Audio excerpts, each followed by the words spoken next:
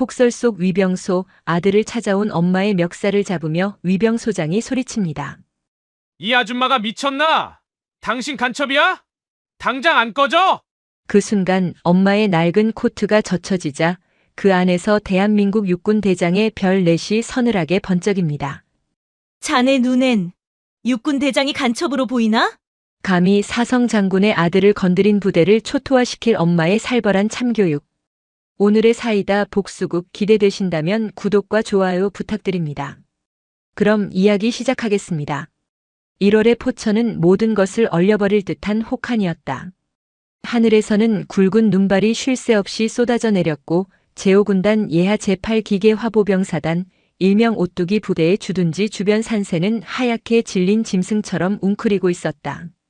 영하 20도를 오르내리는 기온에 살을 애는 칼바람이 더해져 체감 온도는 영하 30도에 육박했다. 오후 4시 30분. 산악 지형 특성상 해는 이미 뉘엿뉘엿 넘어가고 있었다. 부대 정문 위병소 앞 낡은 검은색 세단 한 대가 미끄러지듯 멈춰섰다. 고급 세단이 아닌 연식이 꽤 된 국산 중형차였다. 차 문이 열리고 한 중년 여성이 내렸다. 짙은 회색 롱코트를 입고 목도리를 두른 그녀는 지팡이를 짚고 있었다. 다리가 불편해 보였다. 그녀는 서예란이었다. 대한민국 육군 서열 3위 제2작전사령관. 별 4 대장. 하지만 지금 이 순간 그녀는 장군이 아니었다. 그저 군대 간 아들이 걱정되어 연락이 두절된 아들을 찾아 먼 길을 달려온 평범하고 힘없는 어머니일 뿐이었다. 코트깃을 세워 얼굴을 가린 그녀의 눈빛은 북풍보다 차가웠지만 그 깊은 곳에는 타오르는 용암 같은 분노가 일렁이고 있었다. 일주일 전이었다. 민우에게서 온 마지막 전화. 어머니, 저 괜찮아요. 진짜 괜찮아요. 근데 너무 추워요. 마음이 너무 추워요. 평소 힘들다는 내색 한 번 하지 않던 아들의 목소리가 미세하게 떨리고 있었다. 그리고 그 뒤로 들려오던 누군가의 욕설. 야, 강민우 이 새끼야, 전화 안 끊어? 빠져가지고 씨발. 전화는 그렇게 끊겼다. 그 후로 연락은 없었다. 서예라는 직감했다. 무언가 잘못되었다. 아주 심각하게 잘못되었다. 그녀는 공식적인 감찰 라인을 동원하지 않았다. 그랬다가는 놈들이 증거를 인멸하고 아들을 회유하거나 협박할 것이 뻔했다. 30년 군 생활 동안 숱하게 봐온 썩어빠진 레퍼토리였다. 그녀는 휴가를 냈다. 그리고 아들이 있는 곳으로 직접 차를 몰았다. 내 눈으로 직접 확인하겠다. 내 아들이 겪고 있는 지옥을. 서예란이 위병소 차단기 쪽으로 절뚝이며 걸어가자 위병소 안에서 난로를 쬐고 있던 위병조장 하사 김민철이 짜증스러운 표정으로 문을 벌컥 열고 나왔다. 입김을 하얗게 뿜으며 그는 소총을 맨 채 거들먹거리는 걸음으로 다가왔다. 아줌마, 거기서요. 뭐예요 지금? 김하사의 목소리에는 권위의식과 귀찮음이 잔뜩 묻어 있었다. 눈보라가 치는 날씨에 웬 민간인이, 그것도 약해 보이는 중년 여성이 얼쩡거리는 것이 못마땅한 기색이 역력했다. 서예라는 멈춰섰다. 눈가에 주름이 진 걱정 가득한 어머니의 표정을 지었다. 우리 아들이 여기 있어요. 강민우라고. 이병인데 연락이 안 돼서 너무 걱정돼서 왔어요. 잠깐 얼굴만이라도 보게 해주세요. 김하사는 코웃음을 쳤다. 아줌마, 여기가 무슨 동네 경로당인 줄 아슈? 면회 시간 끝났고 예약 안 했으면 못 들어갑니다. 차 빼요 당장. 멀리서 왔어요. 제발 부탁드립니다. 아들이 잘 있는지만 확인하면 가겠습니다. 전화라도 한 통하게 해주시면.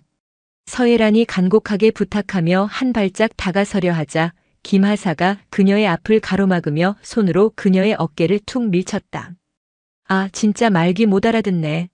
군사보안구역이라고. 민간인 통제구역 몰라요?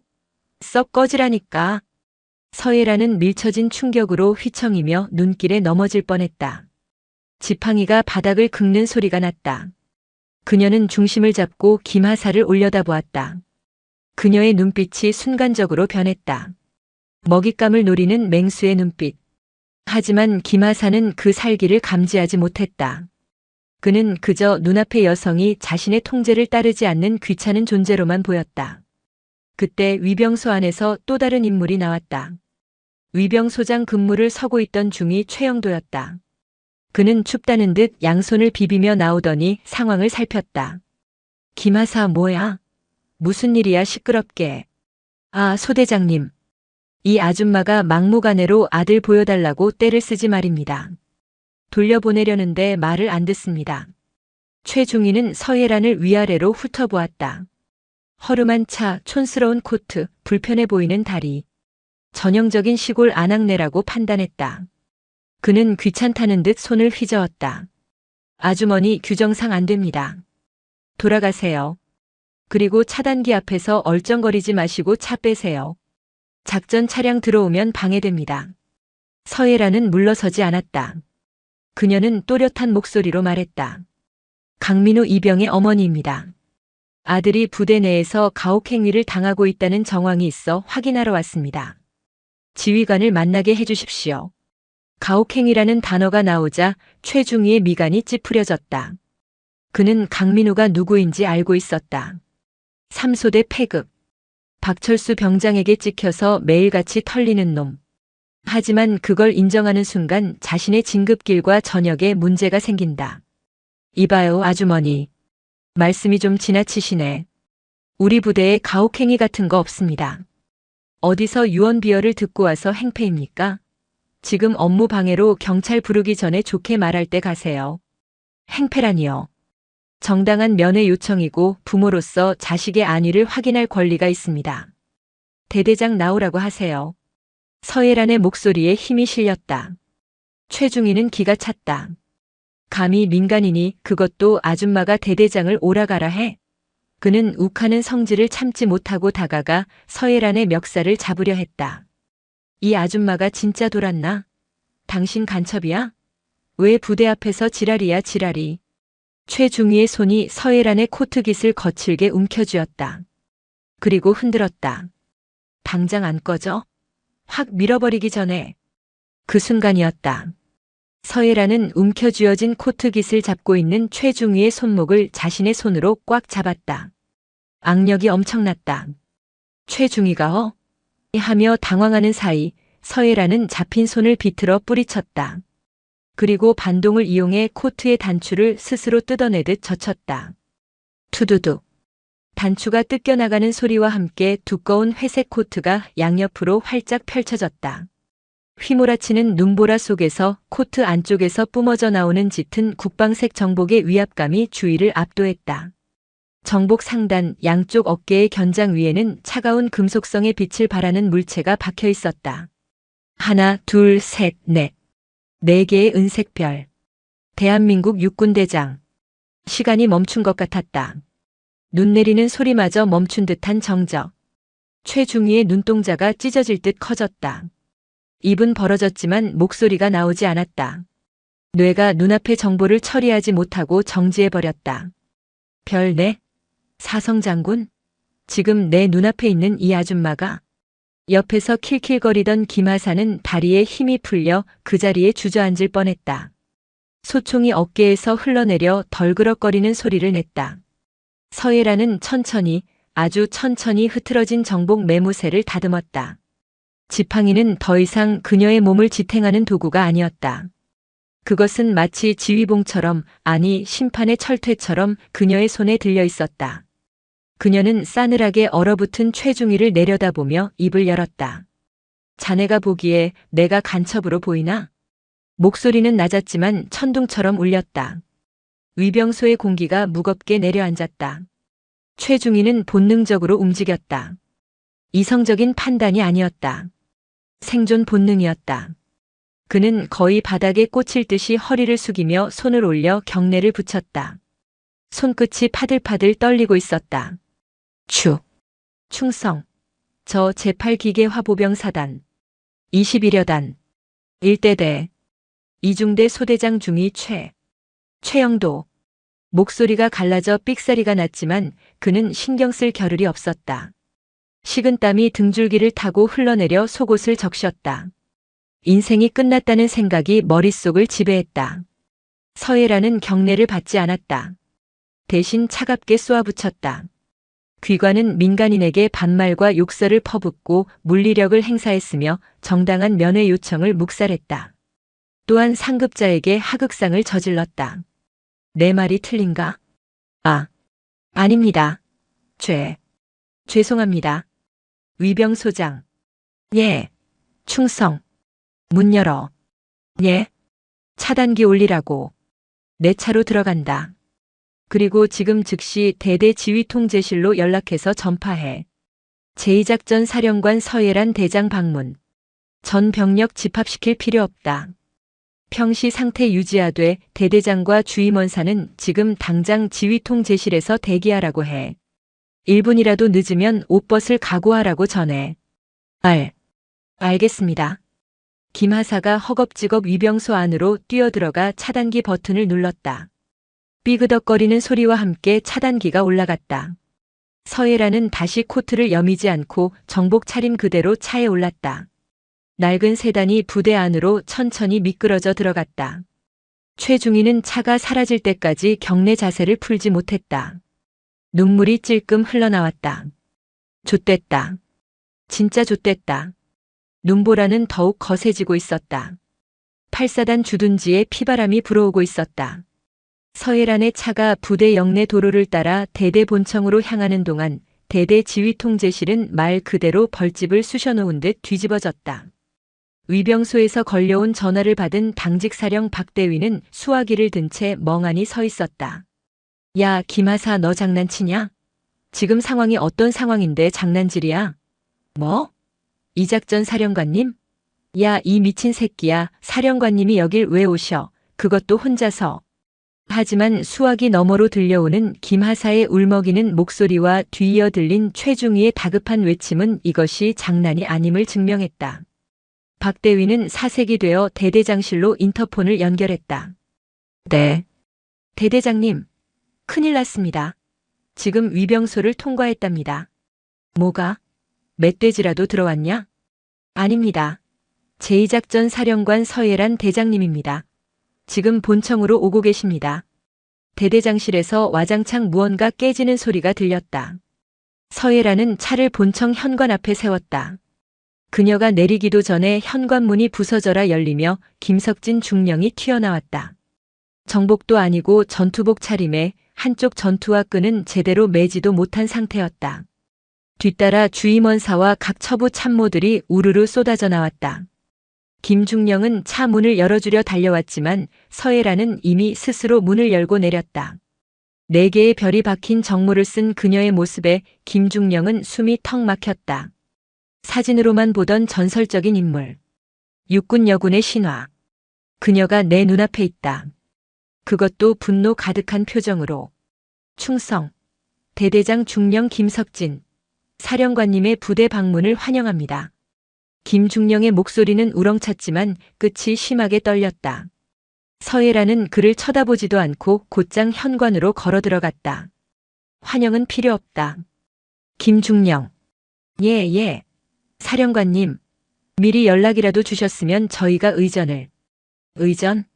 자네 지금 의전 타령할 때인가? 서예란이 멈춰서서 김중령을 쏘아봤다. 내 아들이 이 부대에 있다. 강민우 이병. 알고 있나? 김중령의 머릿속이 하얗게 변했다. 강민우? 3소대 그 관심병사? 걔가 사령관님 아들이라고. 인사기록 카드에는 부모님 자영업이라고 되어 있었는데. 그게. 강민우 이병은 저희 대대 2중대 3소대 소속입니다만. 잘 알고 있군. 그럼 그 아이가 지금 어떤 상태인지도 알고 있겠지? 예. 상태라니요? 잘 적응하고 지내는 것으로 알고 있습니다. 얼마 전 면담 기록에도 특이사항 없었고. 특이사항이 없어? 서예란이 헛웃음을 지었다. 내 아들은 지금 지옥을 걷고 있는데 지휘관이라는 자는 특이사항이 없다고 하는군. 안내해. 이중대 생활관으로. 당장. 알겠습니다. 주임원사. 이중대장한테 연락해. 사령관님 가신다고. 빨리 청소 상태 확인하고 애들 군기 잡으라고 해. 김중령이 다급하게 소리치자 서예란이 지팡이로 바닥을 쾅 찍었다. 동작 그만. 연락하지 마. 있는 그대로 보러 간다. 만약 지금 이 시간 이후로 이중대에 연락하는 놈이 있으면 그놈부터 옷 벗길 줄 알아. 주임원사 무전기 꺼. 핸드폰 반납해. 주임원사는 화들짝 놀라 무전기 전원을 끄고 핸드폰을 서예란의 수행원이 아닌 서예란 본인에게 내밀었다. 서예란은 그것을 받아 주머니에 넣고 계단을 오르기 시작했다. 2층 복도는 고요했다. 일과 시간 이후라 병사들은 생활관에서 개인 정비 중일 시간이었다. 하지만 복도 끝 이중대 쪽에서는 웅성거리는 소리와 함께 누군가의 고함이 들려왔다. 야, 이 새끼야. 똑바로 안 서? 이게 빠져가지고. 야, 걸레 빨아와. 냄새나잖아. 서예란의 걸음이 빨라졌다. 김중령과 참모들은 죽을 맛이었다. 하필이면 이 타이밍에. 제발 별일 아니길, 제발 장난치는 소리이길 빌고 또 빌었다. 이중대 3소대 생활관 문 앞. 서예란은 잠시 멈춰섰다. 안에서 들리는 소리가 더 선명해졌다. 강민우, 너네 엄마 뭐 하시냐? 식당 한다며? 야, 우리 집 개도 밥은 꼬박꼬박 챙겨주는데 너는 왜 이렇게 굶뜨냐? 니네 엄마가 그렇게 가르쳤냐? 패륜적인 발언. 서예란의 주먹이 하얗게 질릴 정도로 꽉 쥐어졌다. 죄송합니다. 시정하겠습니다. 힘없고 주눅든 목소리. 아들 민우였다. 시정하겠습니다. 야, 이 새끼 말대꾸하는 거 봐라. 야, 박철수, 얘 교육 좀 다시 시켜야겠다. 분대장 잡아.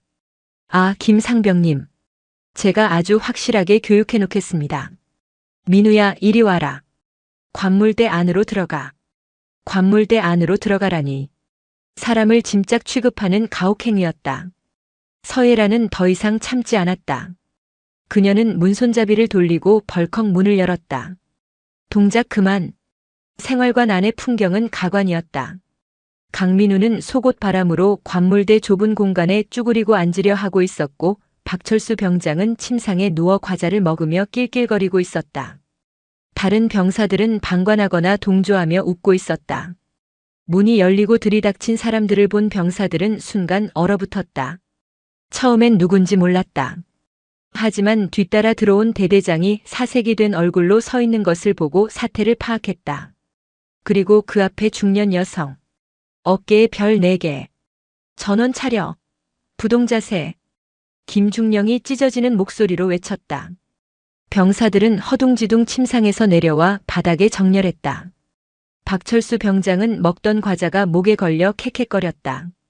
관물대 안에 있던 민우는 기어나와 멍하니 서예란을 바라보았다. 어머니?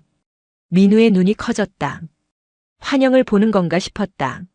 하지만 눈앞의 어머니는 진짜였다. 그것도 평소에 다정한 어머니가 아닌 대한민국 육군 대장 서예란으로서 서 있었다. 서예란은 민우에게 다가갔다. 아들의 몸은 말라 있었고 곳곳에 멍자국이 보였다. 특히 허벅지와 팔뚝에는 피멍이 들어 있었다. 며칠간 구타가 지속되었다는 증거였다. 서예란은 떨리는 손으로 아들의 뺨을 어루만졌다. 민우야. 미안하다. 엄마가 너무 늦게 왔어. 어머니. 여기 어떡해. 쉬. 괜찮다. 이제 다 괜찮아. 서예란은 아들을 안아주지 않았다. 지금은 그래선 안 되었다.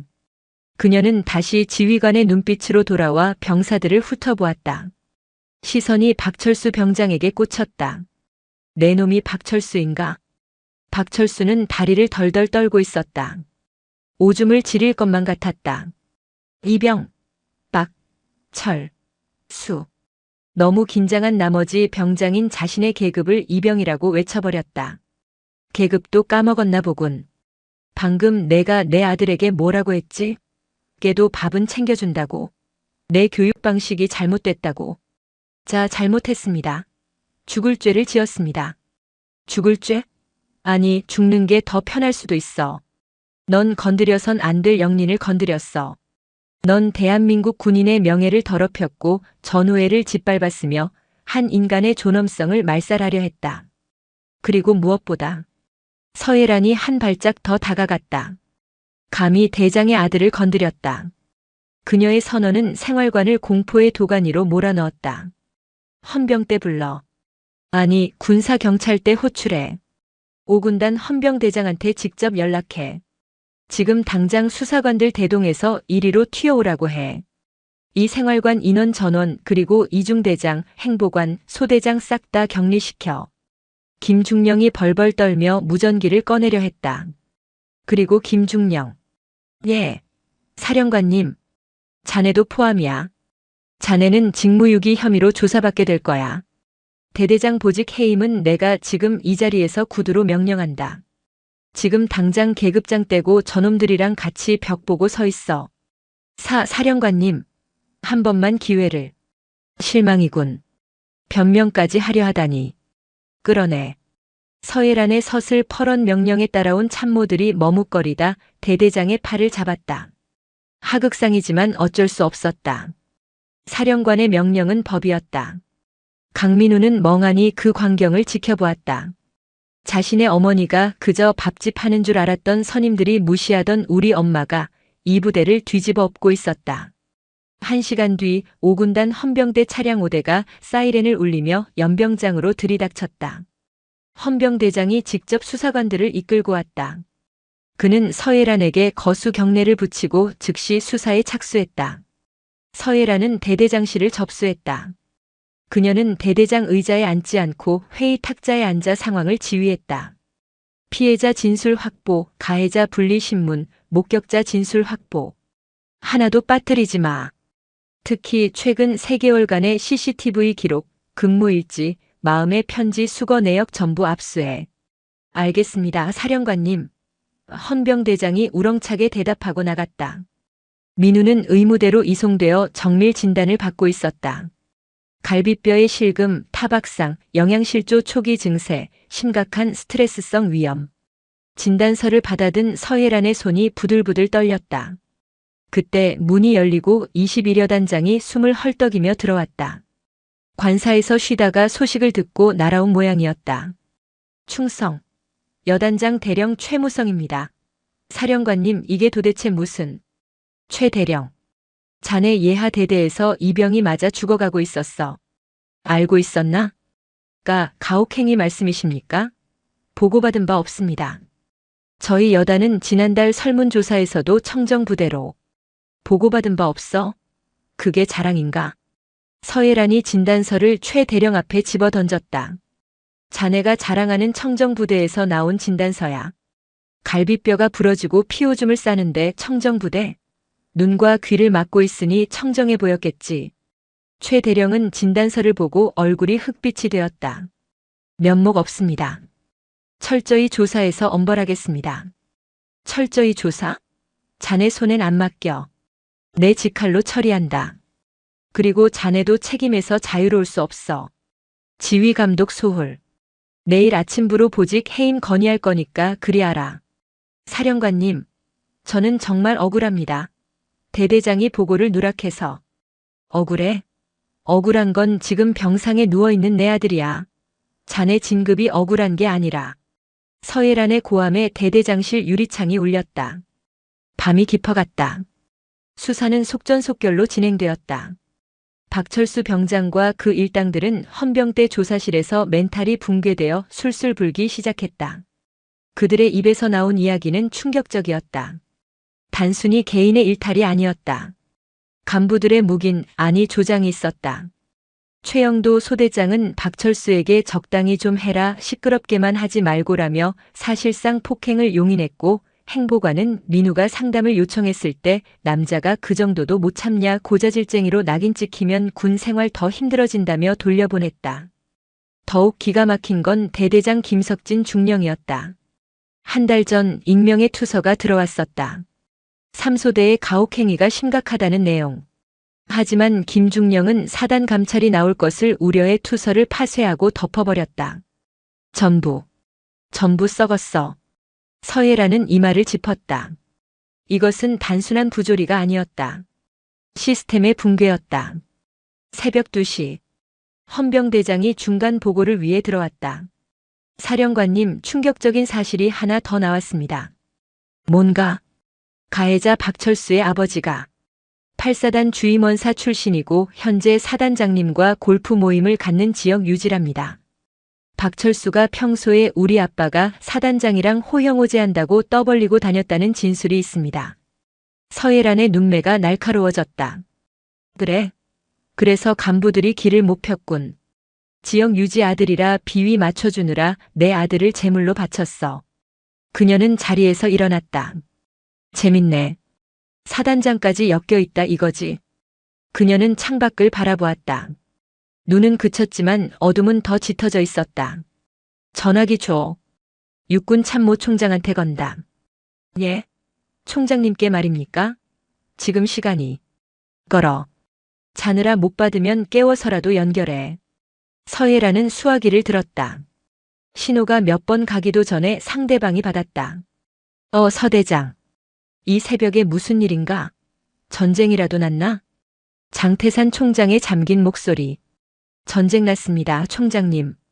제 아들과의 전쟁, 그리고 썩어 빠진 육군과의 전쟁. 뭐? 그게 무슨 소리야? 제8사단장 박성은 소장. 그 친구 내일 아침까지 옷벗을 준비하라고 전해주십시오. 제가 지금 그 모가지 치러 갑니다. 전화기 너머로 침묵이 흘렀다. 서예란의 목소리는 지옥에서 돌아온 악귀처럼 차갑고도 뜨거웠다. 이제 판은 걷잡을 수 없이 커지고 있었다. 단순한 가혹행위 사건이 육군 수뇌부를 뒤흔드는 태풍으로 변하고 있었다. 새벽 3시 30분. 제8기계화 보병사단장 공관. 박성훈 소장은 잠에서 깬 지 오래였다. 침대 옆 협탁에 놓인 양주잔에는 얼음이 다 녹아 물이 되어 있었다. 그의 개인 스마트폰과 비화폰이 번갈아가며 미친 듯이 울려대고 있었다. 사단장님, 군단장님 전화입니다. 사단장님, 육군본부 인사참모부장입니다. 사단장님. 전속부관이 사색이 되어 문을 두드렸다. 박 소장은 떨리는 손으로 마른 세수를 했다. 30년 군 생활, 별 2개를 달기까지 수많은 위기가 있었지만 이번 같은 경우는 처음이었다. 서예란. 그 마녀가 왜 하필 내 부대에. 제2작전 사령관 서예란.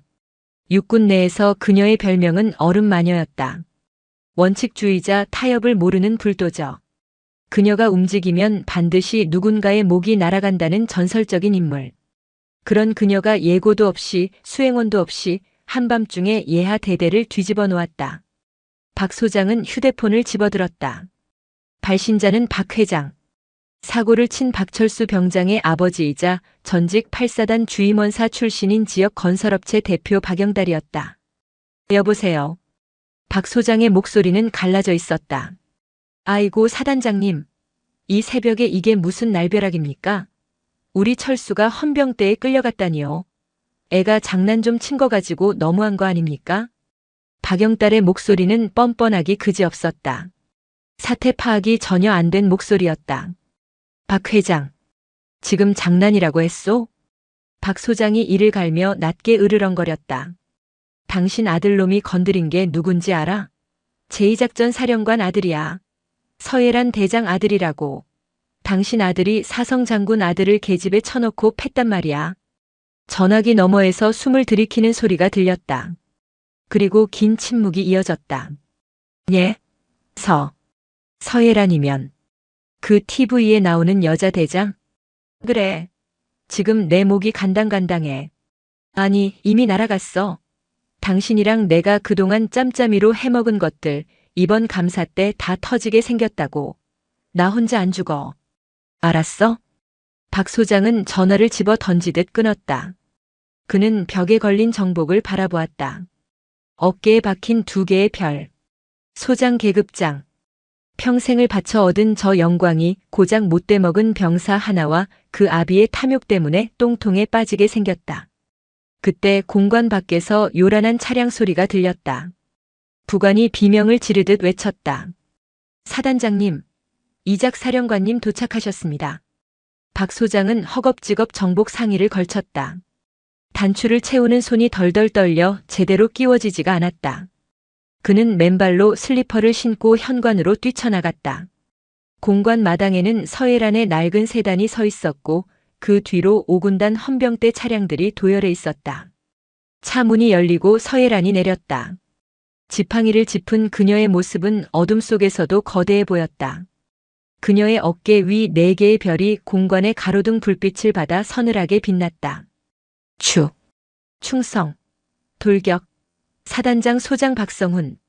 8사단의 경례 구호인 돌격을 외치는 박 소장의 목소리는 기백이라곤 찾아볼 수 없었다. 서예란은 그를 쳐다보지도 않고 공관 안으로 성큼성큼 들어갔다. 돌격? 누구한테? 병사들 인권 유린하는데 돌격했나? 거실 소파에 털썩 앉은 서예란은 지팡이를 탁자 위에 올려놓았다. 쾅 소리가 났다. 앉아. 박 소장은 소파 맞은편에 엉거주춤 앉았다. 무릎을 꿇어야 할지 정자세를 해야 할지 갈피를 잡지 못했다. 박 소장. 자네 부대 1대 대장 김석진 중령, 보직 해임했네. 21여 단장 최무성 대령 직무 정지시켰고. 사령관님. 절차상 군단 인사위원회를 거쳐야. 절차? 서예란의 눈썹이 꿈틀했다. 내 아들이 갈비뼈가 부러져서 피오줌을 싸는데 절차가 중요해? 내가 지금 군단장 건너뛰고 바로 온 게 불만인가 보지. 아닙니다. 절대 아닙니다. 박철수라는 병사 아버지가 이 지역 유지라며 전직 주임원사 출신이고 자네랑 골프도 자주 치고 회식비도 지원받았다던데. 사실인가? 박 소장의 동공이 지진이라도 난 듯 흔들렸다. 그 짧은 시간에 헌병대가 거기까지 파악했을 줄은 몰랐다. 그건 지역 대민 지원 차원에서 협조관계라. 그 협조관계 때문에 예하 부대 간부들이 그 병사를 못 건드렸군. 사단장 형님의 아들이니까. 자네가 받은 그 골프채, 그 양주, 그 접대들이 내 아들의 핏값이야. 알아? 서예란이 탁자 위에 놓인 박 소장의 양주병을 집어들었다. 아직 반쯤 남은 고급 위스키였다. 그녀는 병을 거꾸로 들어 바닥에 콸콸 쏟아부었다. 냄새나는군. 썩은 내가 진동을 해. 박 소장은 고개를 푹 숙였다. 바닥을 적시는 술 냄새가 자신의 처지 같았다. 사단 감찰참모, 법무참모 지금 즉시 호출해. 그리고 박영달이라는 그 작자도 불러. 내 눈앞에 데려다 놔. 1시간 준다. 서예란의 명령은 절대적이었다. 박 소장은 알 수 있었다. 오늘 밤 8사단에는 피바람이 불 것이고 그 태풍의 눈은 바로 자신의 공관이라는 것을. 1시간 뒤 사단장 공관 응접실은 무거운 침묵에 쌓여 있었다. 박성훈 소장, 사단 감찰참모, 법무참모가 일렬로 서서 식은땀을 흘리고 있었다. 그리고 그 옆에는 박영달이 불려와 있었다. 그는 급하게 옷을 입고 나온 듯 등산복 차림이었다. 박영달은 아직 상황 파악이 덜 된 눈치였다. 그는 소파에 앉아있는 서예란을 곁눈질로 훑어보았다. 다리를 저는 중년 여성. 어깨에 별 4개를 보고 놀라긴 했지만 그는 사회에서 산전수전 다 겪은 사업가였다. 군바리들은 돈이면 다 된다는 신념을 가진 자였다. 사령관님이라고 하셨나? 말씀 많이 들었습니다. 제가 이 지역에서 건설업을 좀 크게 하는데. 박영달이 비굴한 웃음을 지으며 명함을 꺼내 서예란 앞으로 내밀었다. 서예란은 명함을 쳐다보지도 않았다. 자네가 박철수의 부친인가? 예, 그렇습니다. 우리 철수가 좀 철이 없어서. 애들끼리 장난치다 그런 건데 사내놈들이 크면서 싸울 수도 있는 거고. 제가 치료비랑 위자료는 섭섭지 않게 챙겨드리겠습니다. 아드님 전역하고 취업 자리도 제가 책임지고. 닥쳐. 서예란의 입에서 나온 말은 짧고 명료했다. 박영달의 말이 뚝 끊겼다. 돈? 취업? 지금 장난하나? 서예란이 지팡이를 짚고 천천히 일어났다. 그녀는 절뚝이는 걸음으로 박영달의 코앞까지 다가갔다. 자네 아들이 내 아들에게 똥을 먹이려고 했어. 화장실 변기에 머리를 박게 하고 물을 내렸다고. 잠을 안 재우고 3일 동안 세워뒀어. 그게 장난인가? 그게 사내놈들 싸움이야? 박영달의 얼굴이 불그락푸르락해졌다. 아니, 그래도 말씀이 너무 심하신 거 아닙니까? 저도 군 생활 30년 했습니다. 주임원사로 전역했다고요. 군대라는 게 원래 좀 거칠고 그런 거지. 장군님이 돼서 쪼잔하게. 쪼잔해? 서예란이 피식 웃었다. 그 웃음이 더 무서웠다. 박성은 소장. 예. 사단장. 이자가 자네에게 뇌물로 준 게 정확히 얼마지? 박 소장은 우물쭈물했다. 그게. 말 못하나? 감찰참모 자네가 말해봐. 자네도 같이 얻어먹었잖아. 감찰참모가 덜덜 떨며 입을 열었다. 지난달 회식비 300만 원 지원받았고 사단장님 골프채 세트 500만 원 상당. 그리고 명절 때마다 상품권. 들었나 박영딸? 서예란이 다시 박영딸을 보았다. 자네는 그 돈으로 사단장을 샀고 사단장의 권력을 샀어. 그리고 그 권력으로 내 아들을 고문했어. 이건 단순 폭행 사건이 아니야. 군 조직을 이용한 조직적 범죄다. 서예란은 뒤에 서 있던 헌병대장에게 손짓했다. 박영딸 군사기지 및 군사시설 보호법 위반, 뇌물공여, 업무방해 혐의로 민간경찰에 인계해.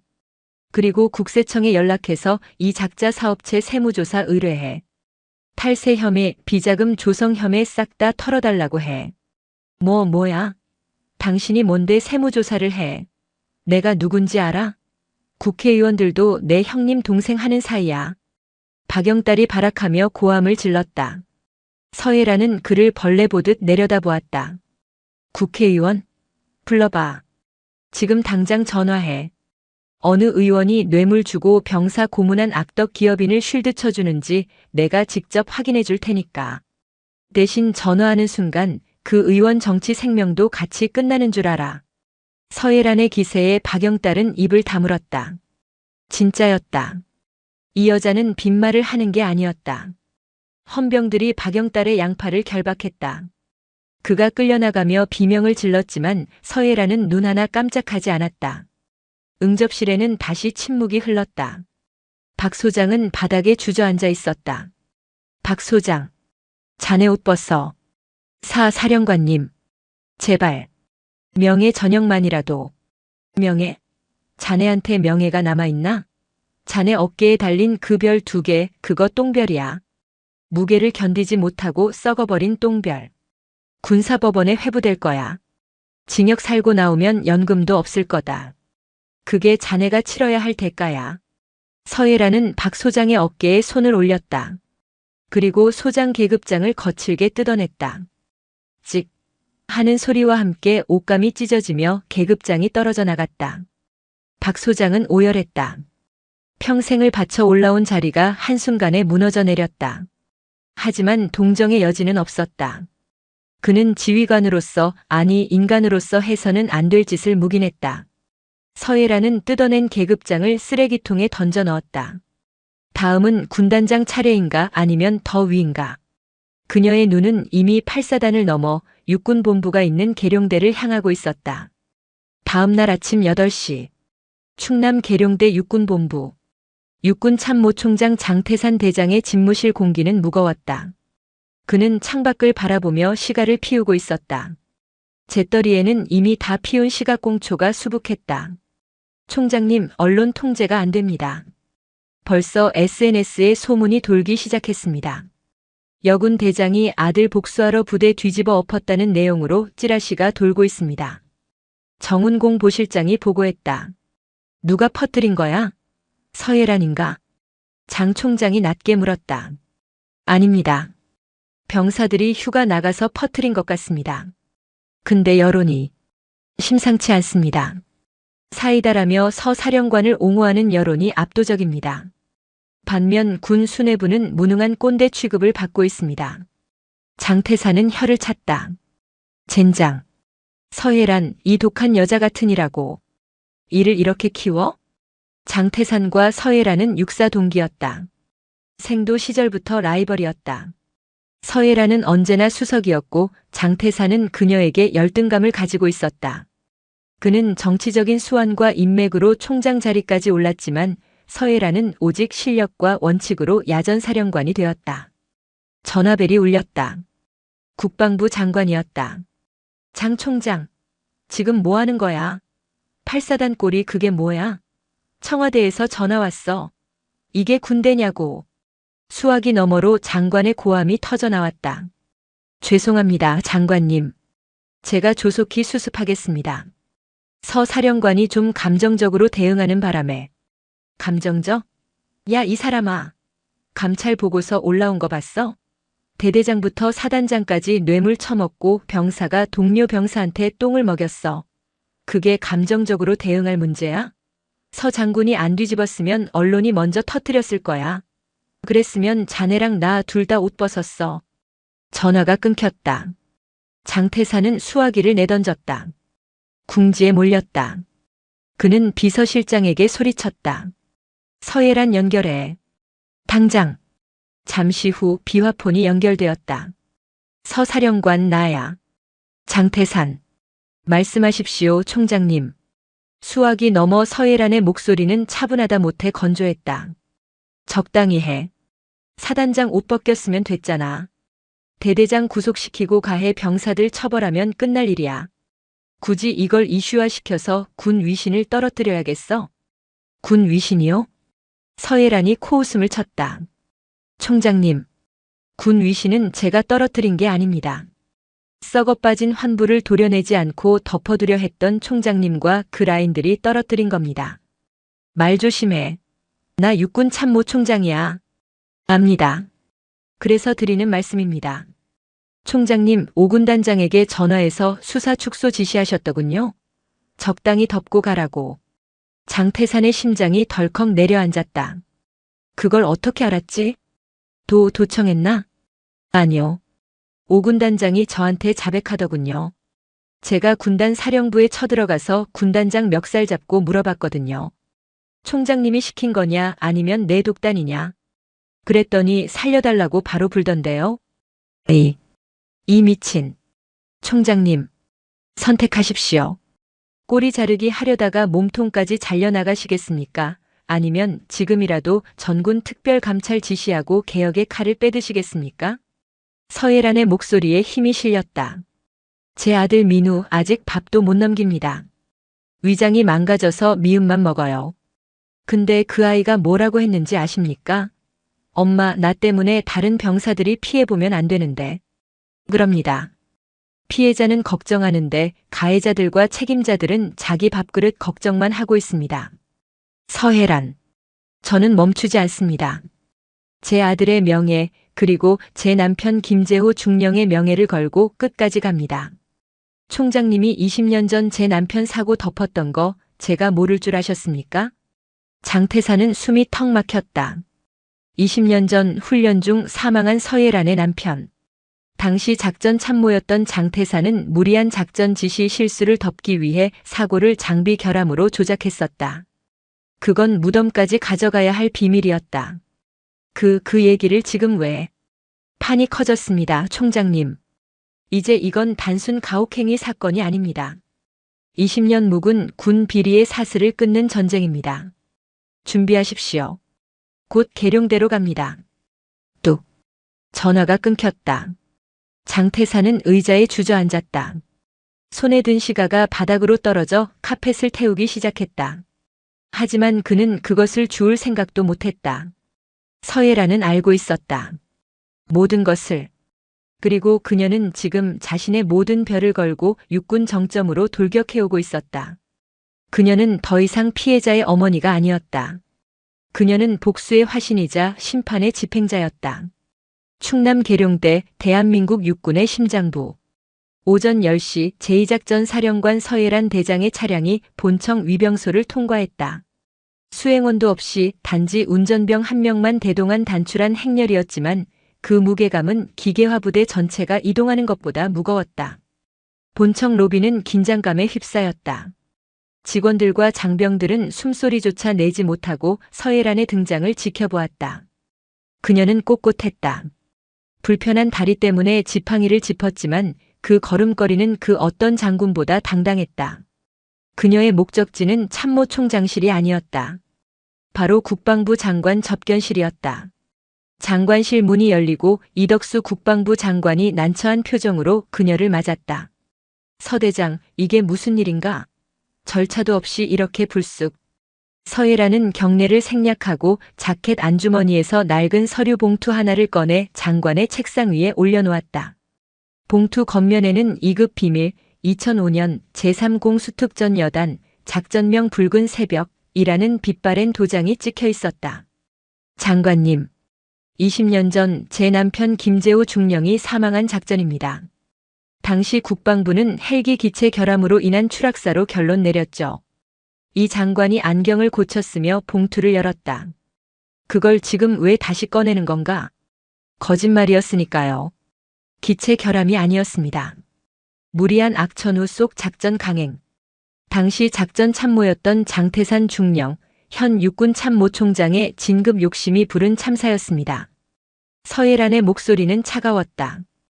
이 봉투 안에는 당시 정비대장이 남긴 비망록 원본과 장태산이 기상 악화 보고를 묵살하고 무조건 띄워라, 안 띄우면 내 놈들 모가지다라고 협박한 통신 녹취록 사본이 들어있습니다. 이 장관의 손이 떨리기 시작했다. 이것이 사실이라면 육군 전체가 뒤집힐 대형 스캔들이었다. 이걸 여태껏 가지고 있었나? 아니요. 어제 새벽 박성훈 8사단장을 족치고 압수한 그의 비밀 금고에서 나왔습니다. 박성훈은 당시 장태산의 부관이었으니까요. 장태산은 이 약점을 쥐고 박성훈을 사단장까지 키워줬고 박성훈은 그 대가로 장태산의 더러운 뒤치다꺼리를 해왔던 겁니다. 제 아들이 당한 부조리의 은폐도 그 뒤치다꺼리 중 하나였고요. 서예라는 장관의 눈을 똑바로 응시했다. 장관님, 승인해 주십시오. 육군 참모총장 장태산에 대한 긴급 체포 및 압수수색을. 서대장, 상대는 현직 참모총장이야. 군이 쪼개질 수도 있어. 군은 이미 썩어 문드러져 쪼개지기 직전입니다. 썩은 살을 도려내지 않으면 다 죽습니다. 장관님도 선택하십시오. 20년 전의 공범으로 남으시겠습니까? 아니면 개혁의 지휘관으로 역사에 남으시겠습니까? 침묵이 흘렀다. 이 장관은 마른 침을 삼켰다. 서예란의 눈빛은 타협을 모르는 칼날이었다. 그는 떨리는 손으로 서류에 서명했다. 자네 마음대로 해. 대신 실패하면 자네도 끝이야. 감사합니다. 실패는 없습니다. 서예란은 서류를 챙겨 들고 돌아섰다. 이제 사냥을 끝낼 시간이었다. 같은 시각 육군 참모총장실. 장태산 대장은 불안감에 손톱을 물어뜯고 있었다. 박성훈 사단장과는 연락이 두절되었고 국방부 장관실로 서예란이 들어갔다는 보고를 받았다. 설마 박성훈 그 새끼가 불었나? 아니야, 그럴 리 없어. 그게 터지면 자기도 죽는데. 그때였다. 쾅 하는 굉음과 함께 총장실의 육중한 마호간이 문이 박살나듯 열렸다. 비서실장이 말릴 새도 없이 헌병대 수사관들이 들이닥쳤고 그 중앙으로 서예란이 걸어 들어왔다. 뭐야? 너희들 미쳤어? 여기가 어디라고 감히? 장태산이 벌떡 일어나 고함을 질렀다. 서예란은 지팡이로 바닥을 쿵 찍으며 그를 노려보았다. 앉아. 장태산. 야 서예란. 너 돌았냐? 내가 지금 하극상을. 하극상? 범죄자한테 무슨 하극상. 국방부 장관 승인 떨어진 긴급 체포영장이다. 서예란이 영장을 장태산의 얼굴에 패대기 쳤다. 종이가 흩날리며 장태산의 뺨을 스쳤다. 죄목. 업무상 과실치사, 직권남용, 뇌물수수, 그리고 군사기밀 조작 및 은폐. 장태산은 얼굴이 불그락푸르락해져서 씩씩거렸다. 증거 있어? 내 남편 죽은 게 안타까운 건 알겠는데 20년 전 일을 가지고 생떼를 써? 그건 사고였어. 서예란은 픽 웃었다. 그리고 주머니에서 소형 녹음기를 꺼내 재생 버튼을 눌렀다. 치익. 야 정비대장. 날씨가 뭐? 개소리하지 말고 띄워. VIP 오신다고. 오늘 못 띄우면 내 진급 내가 책임질 거야? 무조건 띄워. 떨어져 죽으면 국립묘지 보내주면 될 거 아니야. 20년 전 젊은 장태산의 목소리가 총장실에 울려 퍼졌다. 장태산의 얼굴에서 핏기가 완전히 사라졌다. 백지장처럼 하얗게 질린 그는 다리에 힘이 풀려 의자에 주저앉았다. 이게 어떻게? 내 충직한 게 박성훈이 가지고 있더군. 언젠가 내가 자기를 버릴 때를 대비해서 보험을 들어놨더라고. 넌 내 부하도 못 믿어서 약점 잡히고 살았냐? 서예란이 책상을 짚고 장태산의 코앞까지 얼굴을 들이밀었다. 내 남편 재호 씨가 마지막에 뭐라고 했는지 알아? 추락 직전 교신 기록에 남아있어. 내 부하들은 살려달라고 했어. 넌 내 진급을 위해 부하들을 사지로 몰아넣었고 재호 씨는 부하들을 살리려다 죽었어. 그런데 넌 뻔뻔하게 대장까지 달고 내 아들까지 짓밟으려 했어. 해라나. 우리 동기잖아. 친구잖아. 한 번만. 응? 내가 다 보상할게. 내 아들. 의가사 제대시켜줄게. 유학도 보내주고 평생 먹고 살게 해줄게. 제발 이것만 덮어줘. 장태산이 서예란의 바짓가랑이를 잡으려 손을 뻗었다. 대한민국 육군 참모총장의 위엄은 온데간데 없고 살려달라고 애원하는 비루한 노인네만 남아있었다. 서예란은 혐오스러운 표정으로 지팡이를 들어 장태산의 손등을 내리쳤다. 악! 손 치워. 더러워. 친구, 넌 내 남편을 죽인 살인자일 뿐이야. 보상?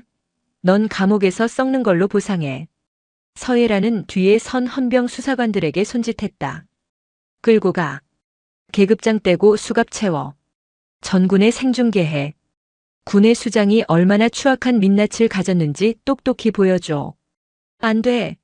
이거 나 참모총장이야. 내가 육군이라고. 으악. 헌병들이 장태산의 양팔을 꺾어 제압했다. 그의 어깨에 달려있던 별 4개가 헌병의 손에 의해 거칠게 뜯겨나갔다. 그는 발버둥 쳤지만 소용없었다. 육군의 정점이 가장 비참한 모습으로 자신의 집무실에서 끌려나갔다. 서예란은 텅 빈 총장실에 홀로 남았다. 그녀는 남편의 사진이 들어있는 로켓 목걸이를 꺼내 쥐었다. 보고 있어, 여보? 다 끝났어. 당신 억울한 거 내가 다 풀었어. 그녀의 눈에서 참았던 눈물이 한 방울 바닥으로 툭 떨어졌다. 장태산의 체포 소식은 핵폭탄급 충격이었다. 모든 언론이 속보를 쏟아냈다. 육군 참모총장 긴급 체포. 20년 전 은폐 사건 드러나. 서예란 대장의 사이다 참교육. 부패한 군 수뇌부 일망타진. 아들 지키려다 군대 바꾼 엄마. 국민 영웅 등극. 여론은 들끓었다. 국민들은 서예란에게 열광했다. 국방부 장관으로 추대하자 서예란을 대통령으로 같은 댓글이 수만 개씩 달렸다. 반면 장태산과 그 라인에 섰던 장군들은 줄줄이 소환되었다. 군사법원 앞은 매일같이 시위대와 취재진으로 북새통을 이뤘다. 군 검찰은 장태산에게 사형을 구형하지는 못했지만 군형법상 가능한 최고 형량인 무기징역을 구형했다.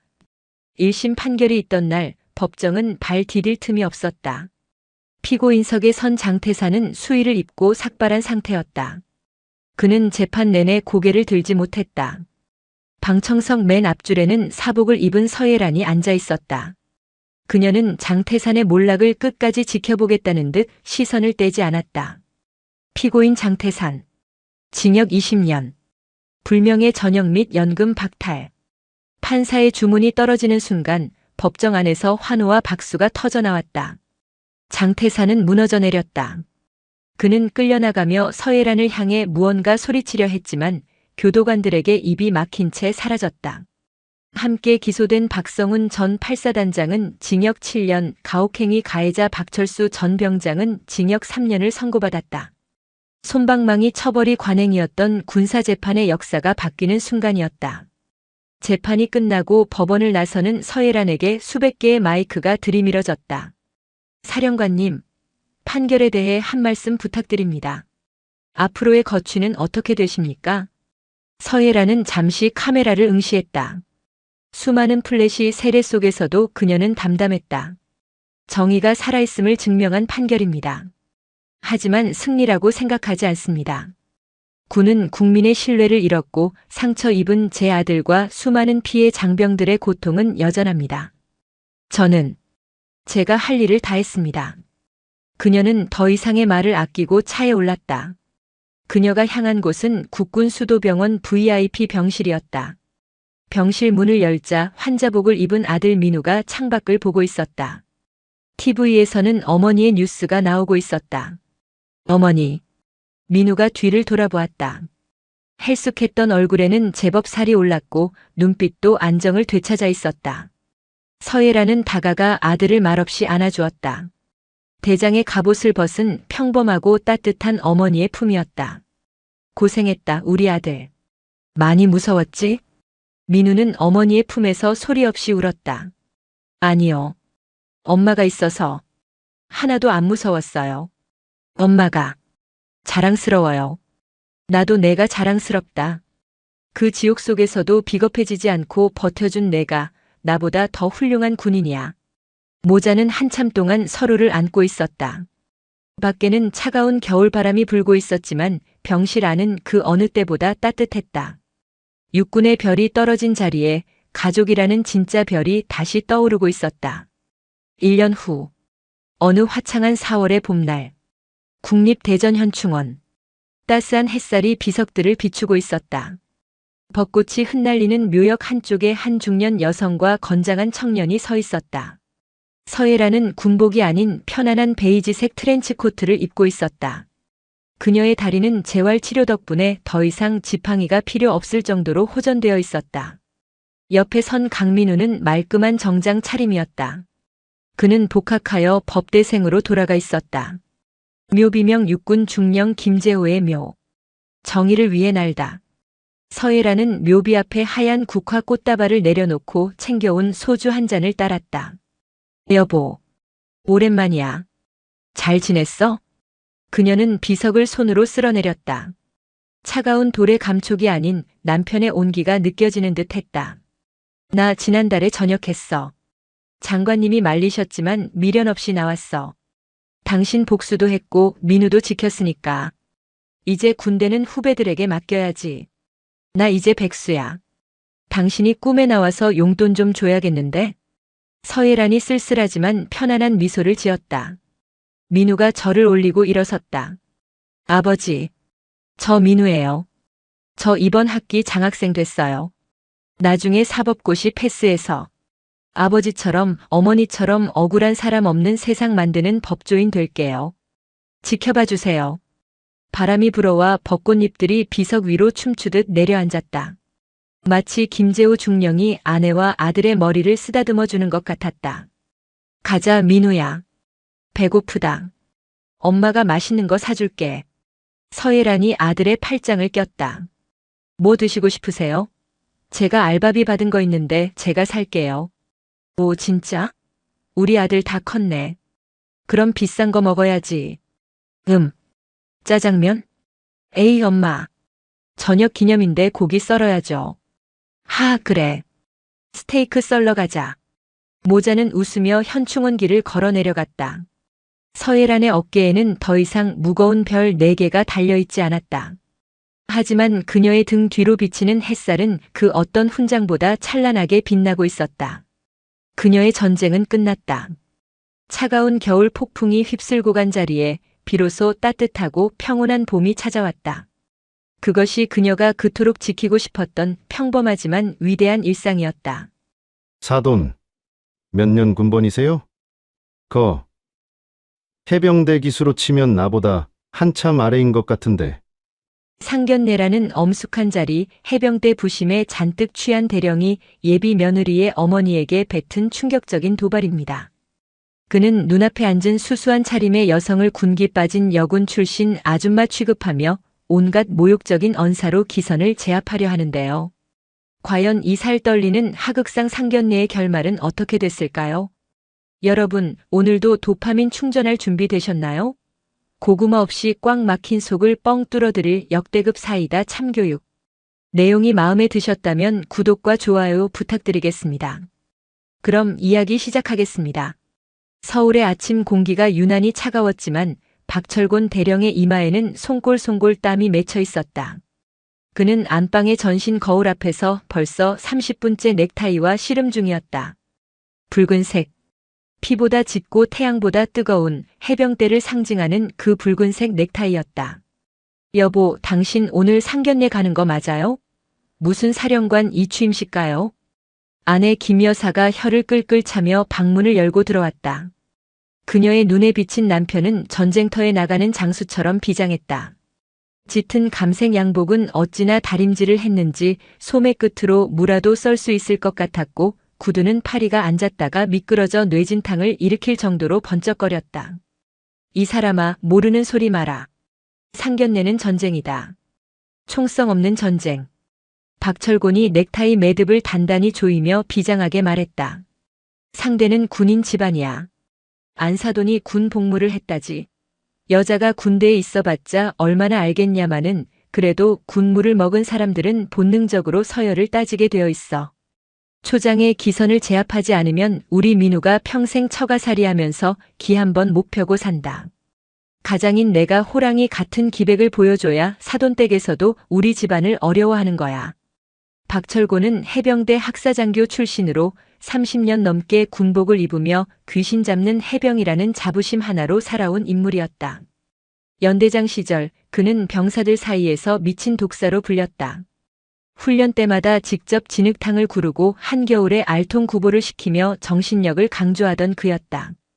지금은 국방부 정책실 파견 근무로 잠시 야전을 떠나 있었지만 그의 영혼은 여전히 포항 앞바다의 거친 파도 속에 있었다. 거실로 나오자 아들 박민우 대위가 소파에 앉아 마른 세수를 하고 있었다.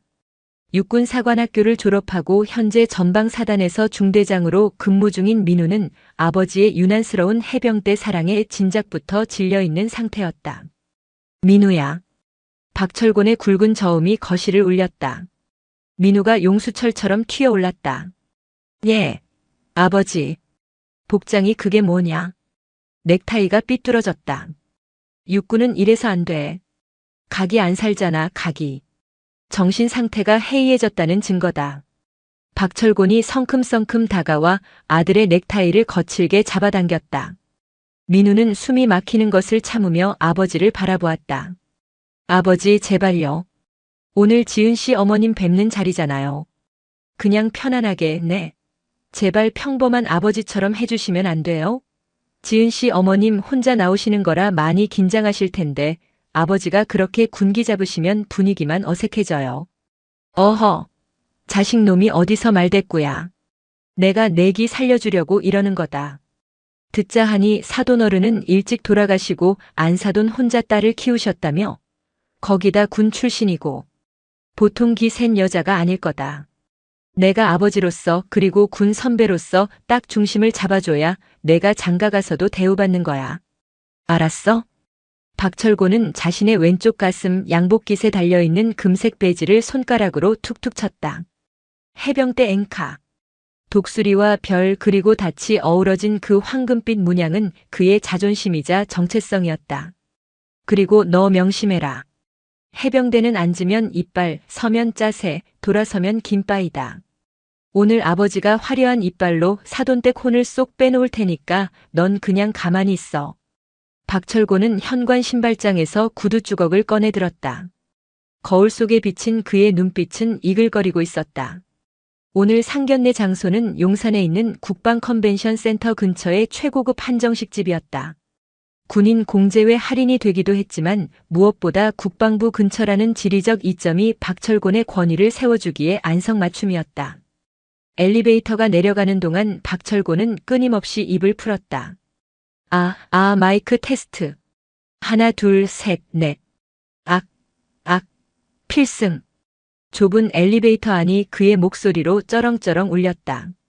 김 여사는 고개를 돌려버렸고 민우는 깊은 한숨을 내쉬며 닫히는 문에 비친 자신의 처량한 모습을 바라보았다.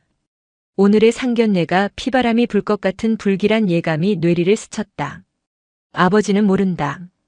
지은 씨가 자기 어머니에 대해 이야기할 때마다 묘하게 말을 아꼈다는 사실을. 그리고 지은 씨의 눈빛 속에 담겨있던 설명하기 힘든 단단함이 어디서 왔는지에 대해서도. 지하 주차장 검은색 대형 세단에 시동이 걸렸다. 엔진 소리가 맹수의 울음소리처럼 낮게 깔렸다. 박철곤은 운전대를 잡으며 비릿한 미소를 지었다. 자, 가자. 적진을 향해 돌격. 그것은 상견례가 아니라 적의 고지를 점령하러 가는 지휘관의 출정식이었다. 국방부 인근은 주말임에도 불구하고 묘한 긴장감이 감돌았다. 제복을 입은 군인들이 오가고 담장 너머로는 거대한 국방부 청사가 위압적으로 솟아있었다. 박철곤은 익숙한 솜씨로 한정식집 발렛 파킹 구역에 차를 댔다. 주차 요원이 다가오자 그는 차 창문을 내리고 짐짓 거만한 표정으로 차 키를 건넸다. 차 조심해. 범퍼에 흠집 하나라도 나면 자네 월급으로도 못 막아. 아, 네. 알겠습니다. 어서 오십시오. 주차 요원의 깍듯한 인사를 뒤로하고 박철곤은 가족들을 이끌고 식당 입구로 향했다. 입구에는 예약자 명단이 적힌 칠판이 세워져 있었다. 12시 매화실 박철곤 대령님 상견례. 자신의 이름 뒤에 붙은 대령이라는 두 글자가 박철곤의 어깨를 더욱 으쓱하게 만들었다. 그는 칠판을 툭 치며 민우를 돌아보았다. 봤냐? 사회에서도 이 계급장이라는 게 먹히는 거야. 내가 예약할 때 일부러 관등 성명을 댔지. 그랬더니 제일 좋은 방으로 빼주더구나. 이게 다 아버지가 쌓아온 덕이다. 민우는 쓴웃음을 지으며 고개를 끄덕였다. 사실 이 식당은 군인들이 주 고객이라 계급을 밝히는 게 흔한 일이었지만 굳이 아버지의 기분을 망칠 필요는 없었다. 안내를 받아 들어간 매화실은 고풍스러운 인테리어로 꾸며져 있었다. 창밖으로는 잘 가꿔진 정원이 보였고 은은한 가야금 산조가 스피커를 통해 흘러나오고 있었다. 약속 시간은 12시. 현재 시각은 11시 50분이었다. 우리가 10분 일찍 도착했군.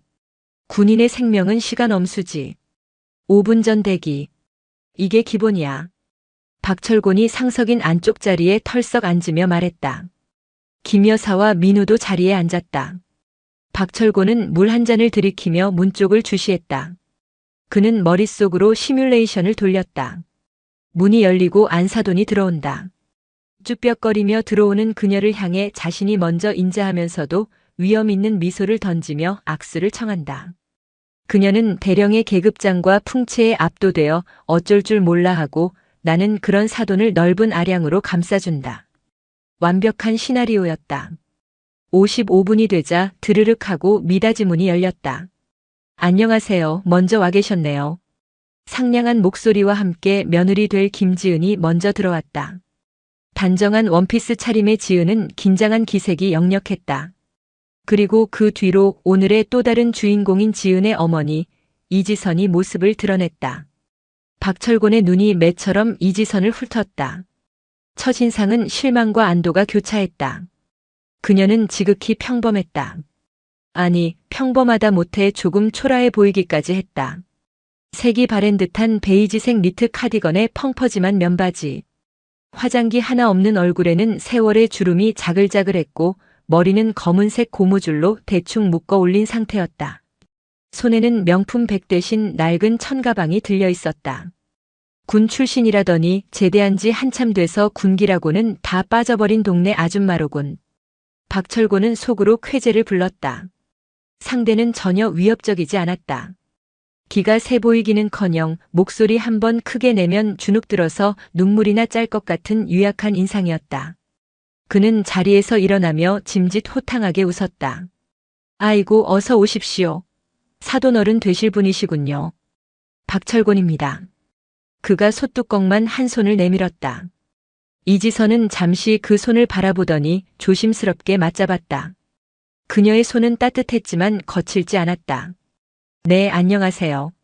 지은이 어미 되는 이지선입니다. 초면에 신뢰가 많습니다. 목소리마저 작고 나긋나긋했다. 박철곤은 소나귀에 힘을 꽉 주며 위아래로 강하게 흔들었다. 일종의 기싸움이었다. 이지선은 미간을 살짝 찌푸리는 듯 하더니 별다른 저항 없이 그의 손짓에 따라 흔들렸다.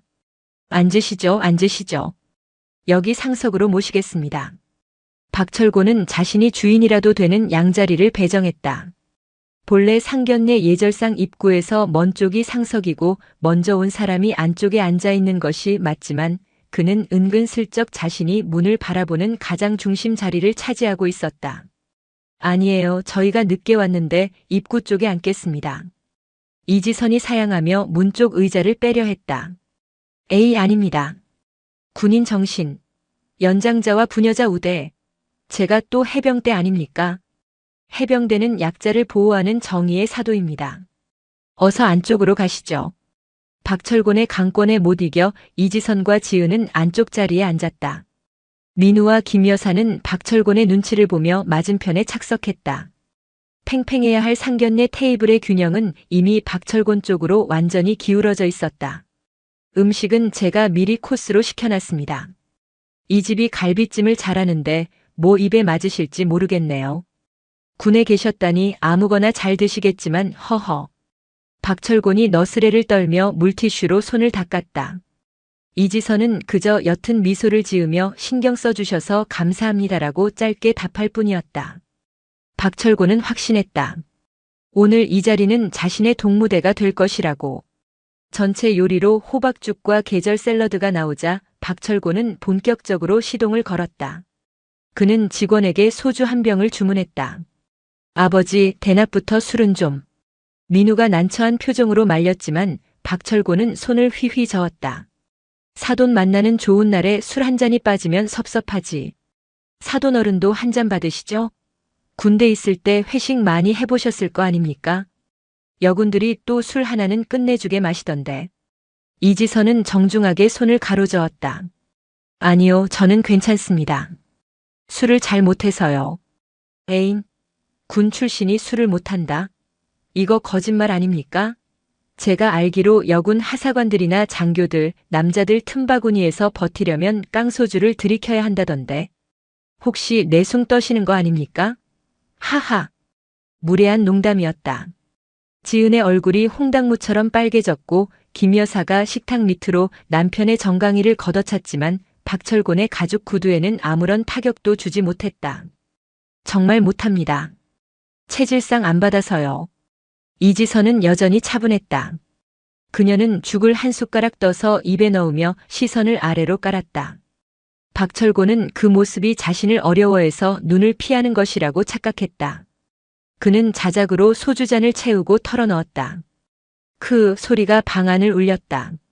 뭐 좋습니다. 강요는 안 하죠. 요즘 군대가 어디 군대입니까? 보이스카우트지.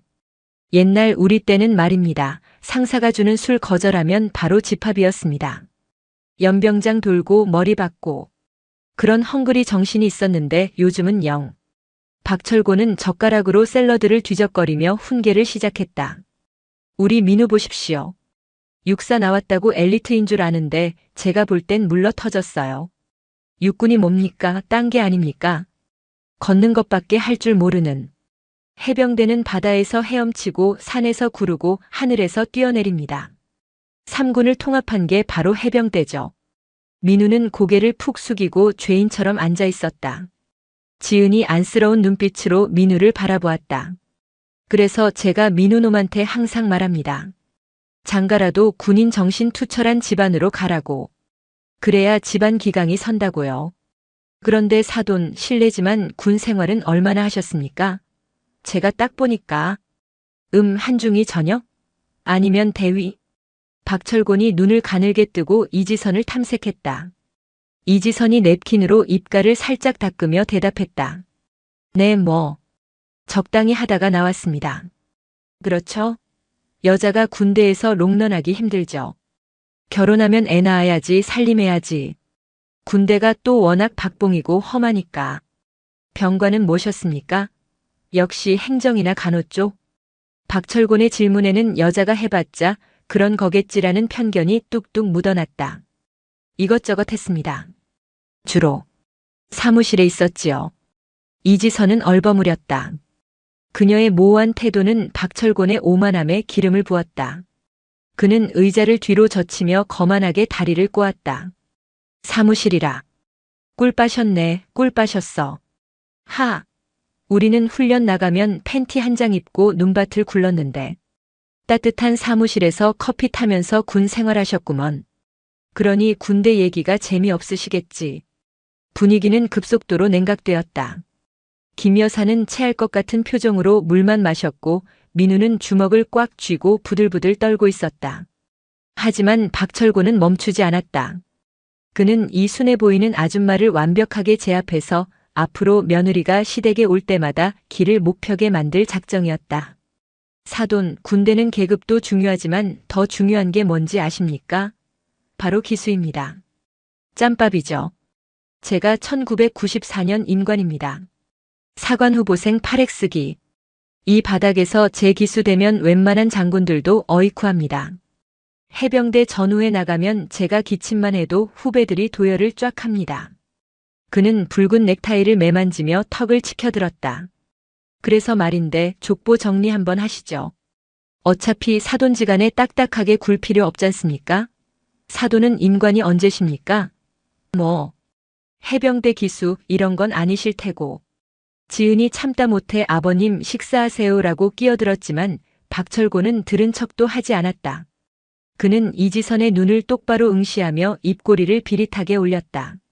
그래서 해병 기수로 치면 한 몇 기쯤 되십니까? 군번줄이나 제대로 찰 줄 아시는지 모르겠네. 정적. 방 안의 공기가 진공 상태처럼 멈췄다. 민우가 아버지 하고 소리를 질렀지만 이미 엎질러진 물이었다. 박철곤은 승리감에 도취되어 쐐기를 박았다. 제가 한참 선배인 것 같은데 앞으로 저를 사돈어른 말고 박 대령님 아니면 오빠라고 부르셔도 됩니다. 흐흐. 농담입니다. 농담. 그 순간이었다. 계속 시선을 피하는 듯 했던 이지선이 처음으로 고개를 들어 박철곤을 정면으로 바라보았다. 그녀의 눈동자는 깊고 고요했다. 마치 폭풍이 몰아치기 직전의 바다처럼. 그녀는 천천히, 아주 천천히 찻잔을 내려놓았다. 달그락하는 소리가 유난히 크게 들렸다. 94년. 이지선의 입에서 처음으로 흘러나온 낮은 독백이었다. 네? 뭐라 하셨습니까? 박철곤이 귀를 갖다 대며 물었다. 박 대령님께서 94년에 임관하셨다고요. 그렇다니까요. 꽤 고참이죠? 이제 좀 감이 오십니까? 이지선이 픽하고 웃었다. 그것은 비웃음도 헛웃음도 아니었다. 그것은 마치 철없는 어린아이의 투정을 받아주는 어른의 관용, 혹은 사냥감을 앞에 둔 포식자의 여유였다. 해병대 사관 후보생 8X기. 대단하시네요. 전후에도 끈끈하시고. 아시는구나. 역시 군밥 좀 드셨네. 그래요. 해병대는 전후에 빼면 시체죠. 한번 해병은 영원한 해병. 사돈도 어디 가서 기수 밀리면 저한테 말씀하십시오. 제가 해병대 전후에 동원해서 확 길을 살려드릴 테니까. 박철곤은 신이 나서 떠들었다. 자신이 뱉은 말이 자신의 무덤을 파는 삽질인 줄은 꿈에도 모른 채. 이지선은 테이블 위에 놓인 휴대폰을 물끄러미 바라보았다. 구형 검은색 스마트폰. 화면은 꺼져 있었지만 그 안에는 박철곤이 상상조차 할 수 없는 거대한 네트워크가 연결되어 있었다. 민우 아버님. 이지선이 불렀다. 예, 말씀하십시오. 오빠라고 부르시라니까요. 허허. 저는 해병대는 아니지만 기수는 좀 따지는 편입니다. 제가 기억력이 좀 나빠서 그런데 94년 임관이면 91년 임관한테는 뭐라고 불러야 합니까? 예? 91년이요? 당연히 선배님이죠. 하늘 같은 선배님. 3년 차이면 말도 못 붙입니다. 왜요? 아는 사람 중에 91년 군번이라도 있습니까? 박철곤이 쌈을 싸먹으며 대수롭지 않게 물었다. 이지선은 옅게 미소 지으며 찻잔을 다시 입으로 가져갔다. 네. 아주 잘 아는 사람이 하나 있어서요. 그때였다. 징. 테이블 위에 얌전히 놓여있던 이지선의 휴대폰이 거칠게 몸을 떨었다. 벨소리도 아닌 묵직하고 위압적인 진동 소리였다.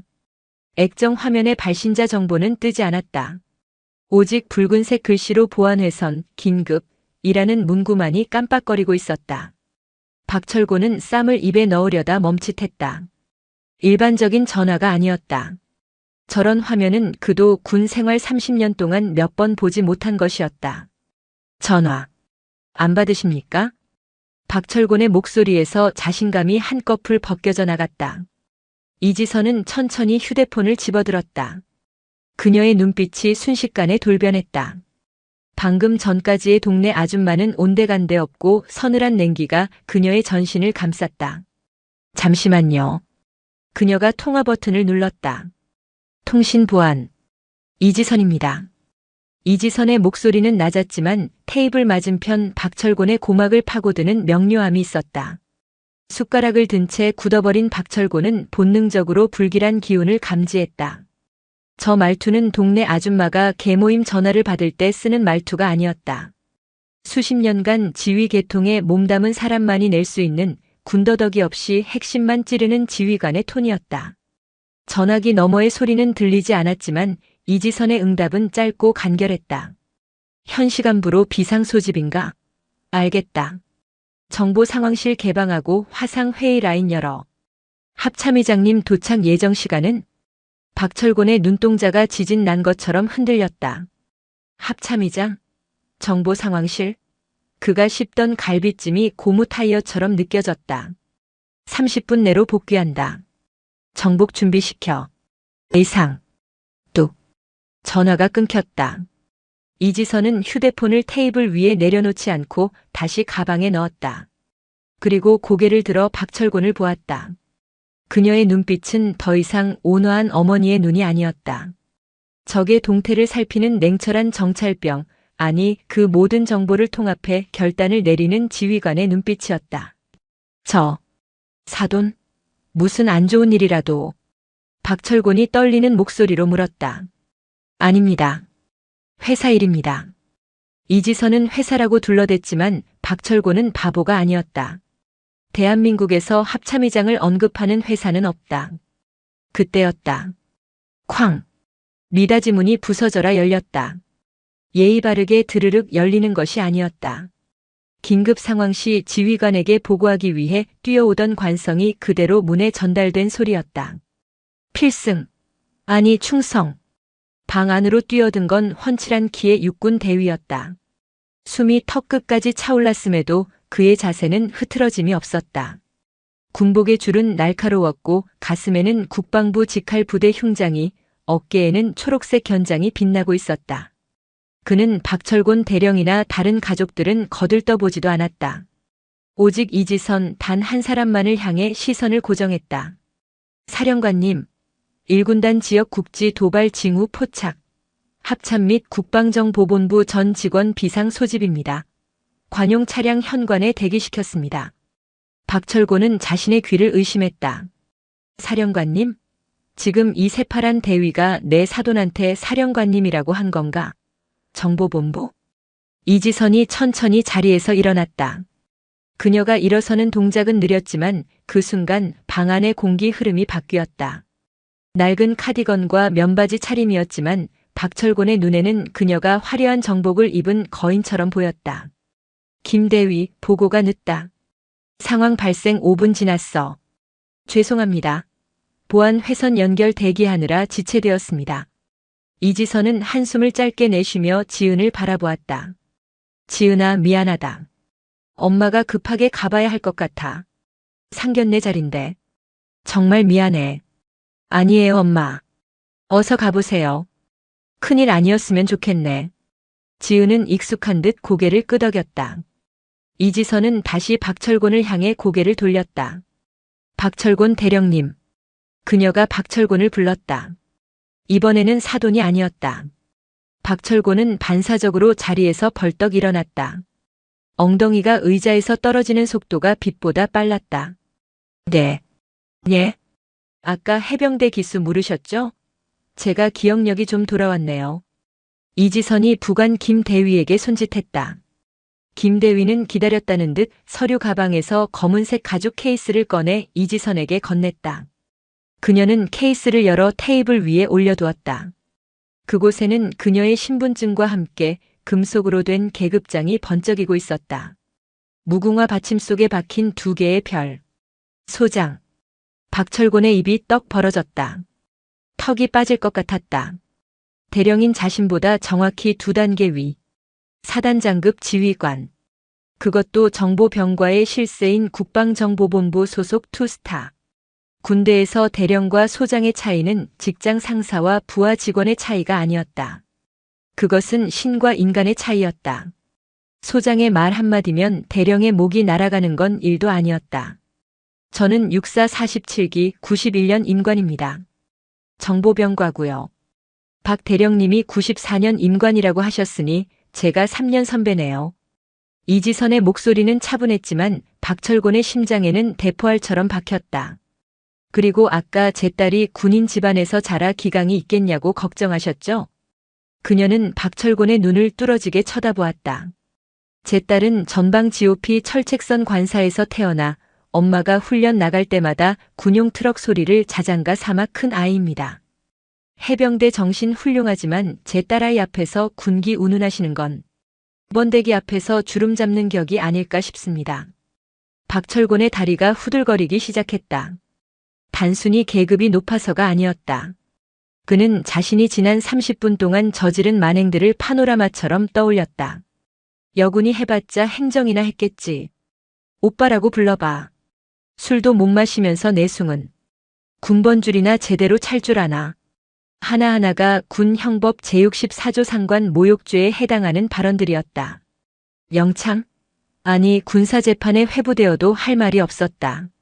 심지어 그는 현역 군인 신분이었다. 상대는 자신의 인사고과에 막대한 영향을 미칠 수 있는 국방부 핵심 요직의 장성이고 소장님. 저는 박철곤의 입술이 파르르 떨렸다. 해병대의 붉은 명찰 같은 자존심은 이미 녹아 없어진 지 오래였다. 그는 식탁을 짚지 않으면 서 있을 수 없을 것 같았다. 옆에 있던 김 여사는 사태 파악이 안 돼 눈만 깜빡거리고 있었고 아들 민우는 이미 자포자기한 심정으로 눈을 감고 있었다. 민우는 알고 있었다. 장모님이 국방정보본부의 전설적인 존재인 그 이지선 장군이라는 것을. 아버지가 알면 기절할까봐 타이밍을 보고 있었는데 이렇게 최악의 형태로 터질 줄은 몰랐다. 박 대령. 이지선이 낮게 불렀다. 예, 대령 곤. 박철곤이 조건반사적으로 차려 자세를 취하며 관등 성명을 댔다. 한정식집 룸이 순식간에 사단장실로 변했다. 군인의 명예는 계급장이 아니라 태도에서 나옵니다. 해병대 앵카가 부끄럽지 않게 행동하십시오. 사적인 자리에서 민간인을, 그것도 사돈될 사람을 하급자 다루듯 하는 건 어느 나라 군대 예절입니까? 시정하겠습니다. 죄송합니다. 제가 눈이 삐어서. 아니, 잠시 정신이 나가서. 박철곤은 쥐구멍이라도 찾고 싶었다. 식은땀이 등줄기를 타고 흘러 엉덩이골까지 적셨다. 그리고 민우군. 이지선이 민우를 보았다. 민우가 벌떡 일어나 경례를 올렸다. 충성. 자네 아버지가 자네를 많이 아끼시는 것 같네. 하지만 자네는 육군 장교야. 아버지의 그늘이 아니라 자네 스스로의 군인 정신으로 서게. 내 딸을 군인의 아내로 맞이하겠다는 건 조국을 지키는 것만큼이나 무거운 책임감을 요하는 일이야. 알겠나? 명심하겠습니다. 민우의 목소리가 우렁찼다. 이지선은 엷은 미소를 지으며 고개를 끄덕였다. 식사 못 마치고 가서 죄송합니다. 밥값은 제가 계산하고 가겠습니다. 사돈 어른. 아니, 박 대령님. 다음에 국방부 복도에서 뵙게 되면 그때는 정식으로 경례받겠습니다. 이지선은 부관 김 대위와 함께 바람처럼 방을 빠져나갔다. 충성. 박철곤은 닫히는 문을 향해 허공에 대고 경례를 붙였다. 손끝이 파르르 떨리고 있었다. 문이 완전히 닫히고 나서도 그는 한참 동안 손을 내리지 못했다. 방 안에는 정막만이 감돌았다. 스피커에서 흘러나오는 가야금 소리가 구슬프게 들렸다. 갈비찜은 차갑게 식어가고 있었고 소주잔에는 박철곤의 비참한 얼굴이 비쳤다. 여보, 당신 괜찮아요? 김 여사가 조심스럽게 물었다. 박철곤은 털썩 자리에 주저앉았다. 투스타. 그것도 정보사. 그는 넋이 나간 사람처럼 중얼거렸다. 내가 미쳤지. 내가 미쳤어. 투스타한테 오빠라고. 으악. 박철곤이 머리를 감싸쥐고 책상에 엎드렸다. 쪽팔림과 공포가 쓰나미처럼 밀려왔다. 국방부 정책실에서 근무하다 보면 정보본부와 마주칠 일이 수두룩했다. 당장 다음 주 월요일 합동회의가 있었다. 그는 이지선의 얼굴을 어떻게 봐야 할지 눈앞이 캄캄했다. 이지선이 떠난 후에 식사 자리는 초상집 분위기였다. 아니, 초상집보다 더했다. 적어도 초상집에는 육개장이라도 넘어가는 목구멍이 있지만 박철곤의 목구멍은 꽉 막혀 물 한 모금도 넘어가지 않았다. 코스 요리가 줄줄이 들어왔다. 신선로, 대하구이, 갈비찜. 평소라면 박철곤이 역시 한국 사람은 밥심이지 하며 먹어치웠을 사내진미들이었지만 지금은 그저 고문 도구처럼 보였다. 아버지 식사 하세요. 민우가 조심스럽게 권했다. 너는 알고 있었냐? 박철곤이 퀭한 눈으로 아들을 노려봤다. 말씀드리려고 했는데 아버지가 계속 말씀하셔서 타이밍을 못 잡았어요. 그리고 지은 씨가 어머니 계급 밝히는 걸 별로 안 좋아해서. 야 이놈아. 그래도 힌트는 줬어야지. 내가 지뢰밭인 줄 모르고 탭댄스를 추고 있는데 그걸 보고만 있었냐? 박철곤이 억울함에 가슴을 쳤다. 하지만 누구를 탓하랴. 본인이 말을 끊고 본인이 무시하고 본인이 잘난 척한 결과인 것을. 어쩐지. 아까 전화 받을 때 포스가 장난이 아니더라니. 김 여사가 혀를 찼다. 당신도 참 주책이에요. 그냥 얌전히 밥이나 먹지 왜 거기서 해병대 기수는 들먹여가지고. 나 참 부끄러워서 원. 아 조용히 해. 당신이 내 마음을 알아? 난 우리 집안 기 좀 살려보려고. 박철곤의 목소리는 기어들어갔다. 기를 살리기는커녕 집안의 기둥뿌리까지 뽑아버린 셈이었다. 그때 직원이 들어와 계산서를 내밀었다. 저기 아까 나가신 분께서 결제 다 하고 가셨습니다. 그리고 이거 전해드리라고 하셔서요. 직원이 건넨 것은 작은 메모지였다. 박철곤은 떨리는 손으로 메모지를 받아들었다. 간결하고 힘있는 필체로 딱 한 문장이 적혀 있었다. 해병대 8X기 박철곤 대령님, 밥값은 선배가 냅니다. 육군 소장 이지선. 박철곤의 얼굴이 다시 한번 화끈거렸다. 선배. 그 두 글자가 뼈를 때렸다.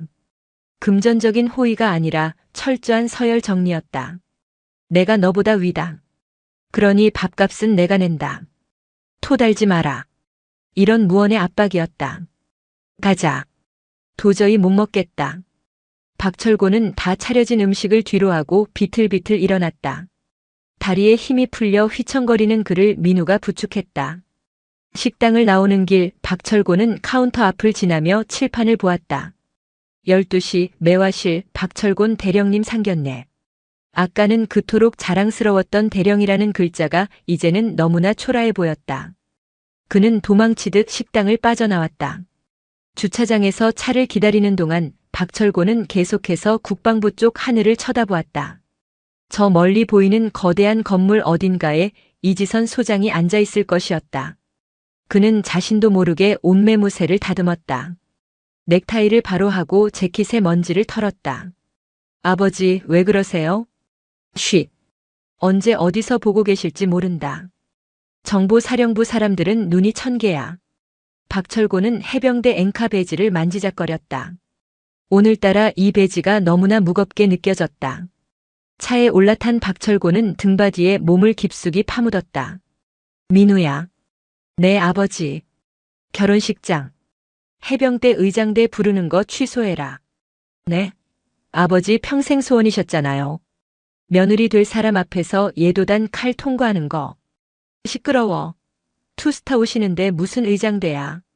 번잡스럽게. 그냥 조용히. 아주 조용히 식 올리자. 알겠냐? 그리고 사회자한테 미리 말해도. 신랑 측 아버지 소개할 때 해병대 대령 이런 거 절대 넣지 말라고. 그냥 박민우 군에 붙인 이렇게만 해. 박철곤은 마른 세수를 했다. 그의 오만한 해병대 정신은 이날 용산 한정식집 갈비찜 냄새와 함께 산산이 부서졌다.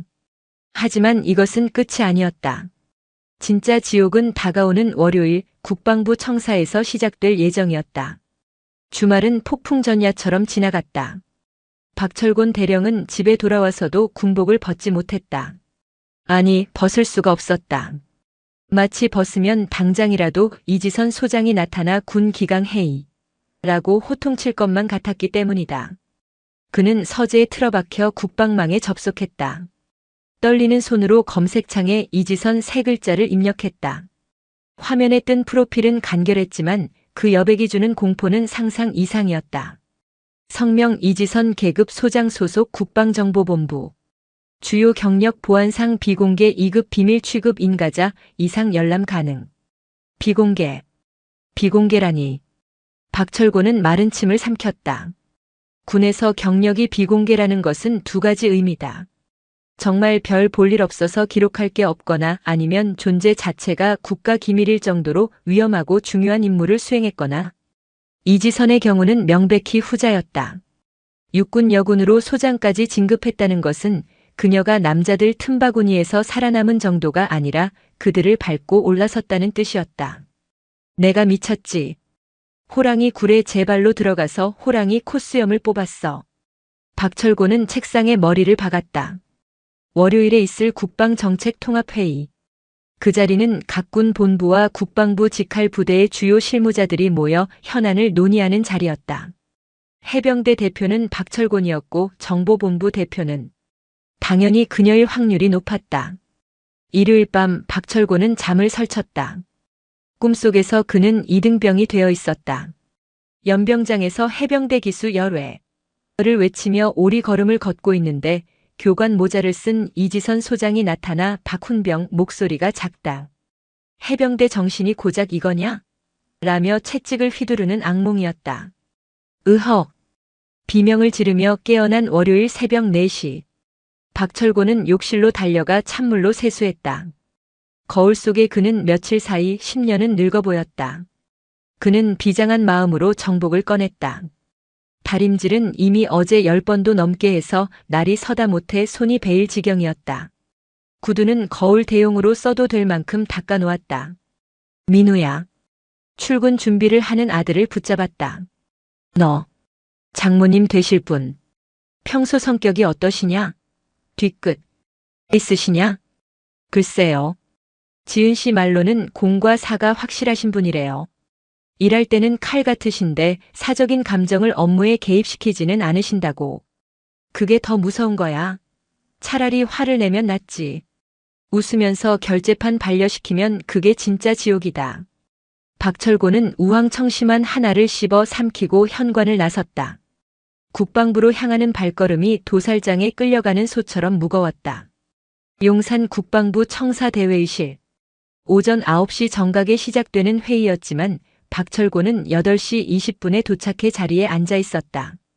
평소라면 해병대는 항상 15분 전, 아니 30분 전 집합이다라며 떵떵거렸겠지만 오늘 그의 조기 출근은 순전히 공포심 때문이었다. 행여나 이지선 소장보다 늦게 들어갔다가 찍힐까봐 두려웠던 것이다. 회의실 공기는 무거웠다. 육군, 해군, 공군 대령들이 하나둘씩 입장했다. 그들은 평소처럼 박철곤에게 박 대령, 주말 잘 보냈나? 얼굴이 왜 그리 헬쑥해? 하며 인사를 건넸다. 그냥 좀. 채에서. 박철곤은 대충 얼버무렸다. 차마 사돈이 투스타라서 체했다고 말할 수는 없었다. 8시 55분. 회의실 문이 열리고 차렷. 하는 구령 소리가 복도를 뚫고 들어왔다. 회의실 안에 있던 모든 대령이 용수철처럼 튀어올랐다. 또각. 규칙적인 구두굽 소리와 함께 이지선 소장이 들어왔다. 정복 차림이었다. 어깨에 별 2개가 형광등 불빛을 받아 섬광처럼 번쩍였다. 그녀의 뒤로는 지난번 식당에서 봤던 그 김대위가 서류 가방을 들고 따라왔다. 이지선은 좌중을 한번 쓱 훑었다. 그녀의 시선이 박철곤에게 머문 시간은 0.5초도 되지 않았지만 박철곤은 심장이 멎는 줄 알았다. 자리에 앉으세요. 건조한 목소리. 모두가 자리에 착석했다. 박철곤은 최대한 존재감을 지우기 위해 고개를 숙이고 서류만 쳐다봤다. 회의가 시작되었다. 안건은 미래 합동작전 수행 개념 정립이었다. 각 군의 입장이 첨예하게 대립하는 주제였다. 육군은 지상작전 위주를, 해군은 해상 통제권을 주장했다. 그리고 박철곤의 차례가 왔다. 다음은 해병대 의견 청취하겠습니다. 박철곤 대령님? 사회자가 호명했다. 박철곤은 벌떡 일어났다. 예. 해병대 정책위원 대령 박철곤입니다. 너무 크게 소리 질러서 옆에 있던 공군 대령이 깜짝 놀라 커피를 쏟을 뻔했다. 이지선은 무표정한 얼굴로 턱을 괴고 박철곤을 바라보았다. 저희 해병대는 상륙 작전이 그 효율성을 위해 독자적인 평소라면 사자후를 토해냈을 박철곤이었지만 오늘은 말이 자꾸 꼬였다. 이지선의 눈빛이 마치 레이저 조준경처럼 자신의 미간을 겨누고 있는 것 같았다. 독자적인 지휘 통제 시스템을 구축해야 한다고 생각합니다. 발표를 마치고 앉으려는데 이지선의 목소리가 들려왔다. 박 대령. 예, 소장님. 박철곤이 다시 튀어올랐다. 제출한 보고서 3페이지 두 번째 문단 보시죠. 전략적 유연성이라는 단어가 있는데 해병대가 말하는 유연성이 타 군과의 연계성을 배제한 독단적 작전을 의미하는 겁니까? 송곳 같은 질문이었다. 박철곤은 등에서 식은땀이 흘렀다. 아닙니다. 연계성을 강화하는 측면에서. 그렇다면 5페이지 예산 편성안은 모순이군요. 연계성을 강화한다면서 통신 장비는 해병대 전용 규격으로 요청했습니다. 이게 뭡니까? 말 따로 행동 따로입니까? 해병대 정신이 이런 겁니까? 해병대 정신. 그 단어가 나오는 순간 박철곤의 얼굴이 시뻘개졌다. 이지선은 지난번 식당에서 박철곤이 했던 말들을 그대로 돌려주고 있었다. 그녀는 화를 내지 않았다.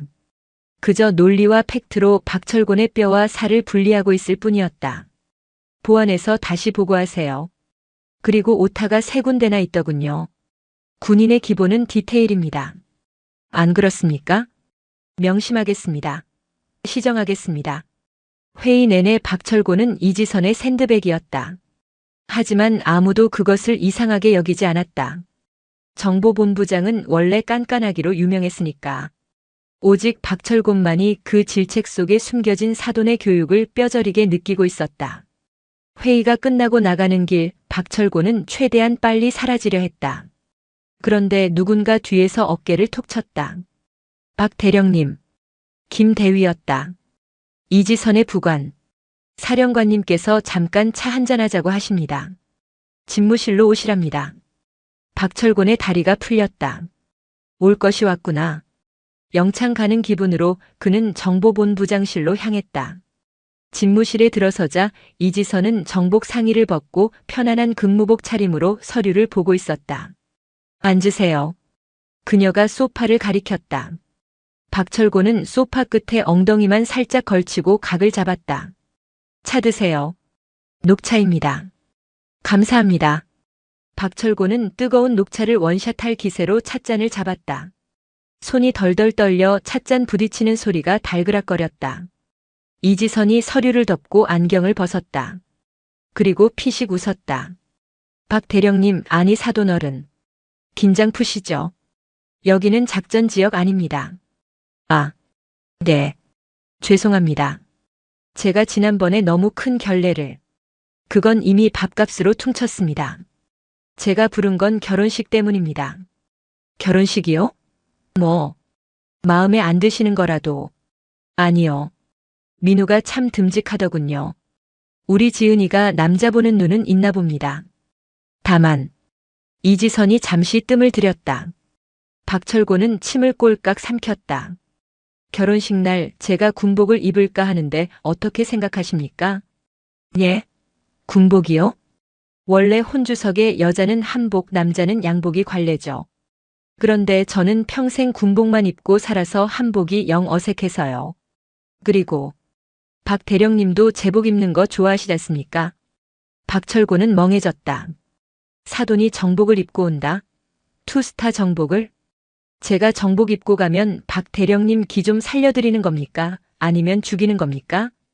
이지선의 눈에 장난기가 서렸다. 박철곤은 그제야 깨달았다. 그녀가 자신을 배려하고 있다는 것을. 해병대 부심으로 똘똘 뭉친 자신에게 육군 소장인 사돈이 정복을 입고 나란히 서준다면 그것만큼 큰 가오는 없었다. 비록 계급은 밀리지만 군인 집안 대 군인 집안으로서의 자부심을 세워주겠다는 뜻이었다. 소장님께서 정복을 입으신다면 저야 영광입니다. 저도 정복 입겠습니다. 해병대 정복. 칼각 잡아서 입고 가겠습니다. 좋습니다. 그럼 그날 뵙죠. 아, 그리고 이지선이 덧붙였다. 결혼식장에서는 충성 안 하셔도 됩니다. 사돈끼리 그러는 거 남들이 보면 웃습니다. 박철곤은 집무실을 나오며 가슴을 쓸어내렸다. 그리고 주먹을 불끈 쥐었다. 그래, 이번엔 진짜 제대로 보여주자. 해병대의 멋을. 대망의 결혼식 날. 식장은 별들의 전쟁터를 방불케 했다.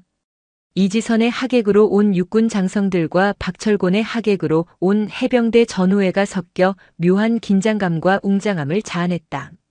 하지만 압권은 양가 부모 입장 순서였다. 사회자가 외쳤다. 신랑 측 혼주 그리고 신부 측 혼주 입장. 문이 열리고 화려한 한복을 입은 김여사 옆에 해병대 정복을 입은 박철곤이 섰다. 그리고 그 맞은편에는 육군 정복을 완벽하게 갖춰 입은 이지선 소장이 섰다. 어깨의 견장과 가슴의 약장들이 샹들리의 조명을 받아 눈부시게 빛났다. 하객들 사이에서 탄성이 터져 나왔다. 와, 대박이다. 장모님이 투스타야? 해병대 대령이랑 육군 소장? 이 집안 건드리면 뼈도 못 추리겠네. 박철곤은 긴장했다. 수많은 눈이 자신들을 보고 있었다. 그는 이지선과 눈을 마주쳤다. 그녀가 살짝 고개를 끄덕였다. 두 사람은 나란히 버진 로드를 걸어갔다. 단상 앞에 다다랐을 때 박철곤은 사회자의 멘트에도 없는 돌발 행동을 했다. 그는 하객들을 향해 그리고 옆에 선 이지선을 향해 몸을 돌렸다. 그리고 절도 있는 동작으로 거수 경례를 올렸다. 필승. 그러자 이지선도 미소를 지으며 박철곤을 향해 경례로 화답했다. 충성. 서로 다른 구호, 서로 다른 군복이었지만 그 순간 두 사람은 계급을 떠나 자식의 앞날을 축복하는 전우이자 가족으로 하나가 되었다. 식장은 떠나갈 듯한 박수 소리로 뒤덮였다. 해병대 전우회 회원들도 정보사 요원들도 모두 기립박수를 쳤다. 그것은 박철곤 생애 최고의 짜세가 나온 순간이었다. 결혼식이 끝나고 1년 뒤 명절을 맞아 온 가족이 박철곤의 집에 모였다. 분위기는 예전과는 사뭇 달라져 있었다. 거실 소파 상석에는 이지선이 앉아 과일을 먹고 있었고 박철곤은 앞치마를 두르고 부엌에서 전을 부치고 있었다. 사돈, 전이 좀 탑니다. 불 조절 잘하셔야죠. 이지선이 거실에서 농담을 던졌다. 아, 예. 지금 중불로 조정했습니다. 노릇노릇하게 구워서 대령하겠습니다. 박철곤이 뒤집개로 경례를 붙이며 대답했다. 김 여사는 옆에서 배를 잡고 웃었다. 예전 같았으면 남자가 부엌에 들어가는 거 아니다라며 호통쳤을 박철곤이 이제는 자발적 취사병이 되어 있었다. 민우와 지은은 그 모습을 보며 흐뭇해했다. 아버지가 변하셔도 너무 변하셨어. 우리 엄마가 좀 무섭긴 하지. 그때 박철곤의 휴대폰이 울렸다. 해병대 전우회 후배였다. 필승. 선배님, 이번 주말에 해병대 기수별 체육대회 있는데 나오십니까? 박철곤은 부엌 쪽을 힐끔 보았다. 이지선이 흐뭇하게 TV를 보고 있었다. 그는 목소리를 낮춰 소근거렸다. 야, 못 간다. 이번 주말에 사돈어른 오셔서 김장하신단다. 내가 배추 절여야 돼. 예? 선배님, 그게 무슨 말씀입니까? 귀신 잡는 해병이 배추를 절이다니요. 임마, 넌 몰라. 귀신 잡는 해병 위에 별 잡는 여사가 계시다. 끊어. 박철곤은 전화를 끊고 잘 구워진 동태전을 접시에 담아 거실로 나갔다. 소장님, 아니 사돈어른. 안주 나왔습니다. 약주 한잔 하시겠습니까? 좋죠. 박 대령님이 따라주시면 영광입니다. 이지선이 웃으며 잔을 내밀었다. 박철곤은 두 손으로 공손하게 술을 따랐다. 위하여. 술잔이 부딪히는 소리가 경쾌하게 울렸다. 계급장은 떼어졌지만 가족이라는 더 단단한 끈으로 묶인 두 사람. 박철곤의 해병대 앵카는 여전히 가슴에 달려 있었지만 이제 그 앵카는 오만함이 아니라 가족을 지키는 닻이 되어 깊고 단단하게 내려져 있었다. 근데 사돈, 솔직히 말해보십시오. 제가 파렉스기인데. 사돈은 훈련소 때 고생 안 하셨죠? 술 기운이 오르자 박철곤의 기수 본능이 또 꿈틀거렸다. 박 대령님? 이지선의 눈썹이 꿈틀했다. 농담입니다. 충성. 전 붙이러 가겠습니다. 박철곤이 후다닥 부엌으로 도망쳤다. 거실에는 웃음소리가 끊이지 않았다. 이것이 바로 진정한 합동작전의 성공적인 결말이었다.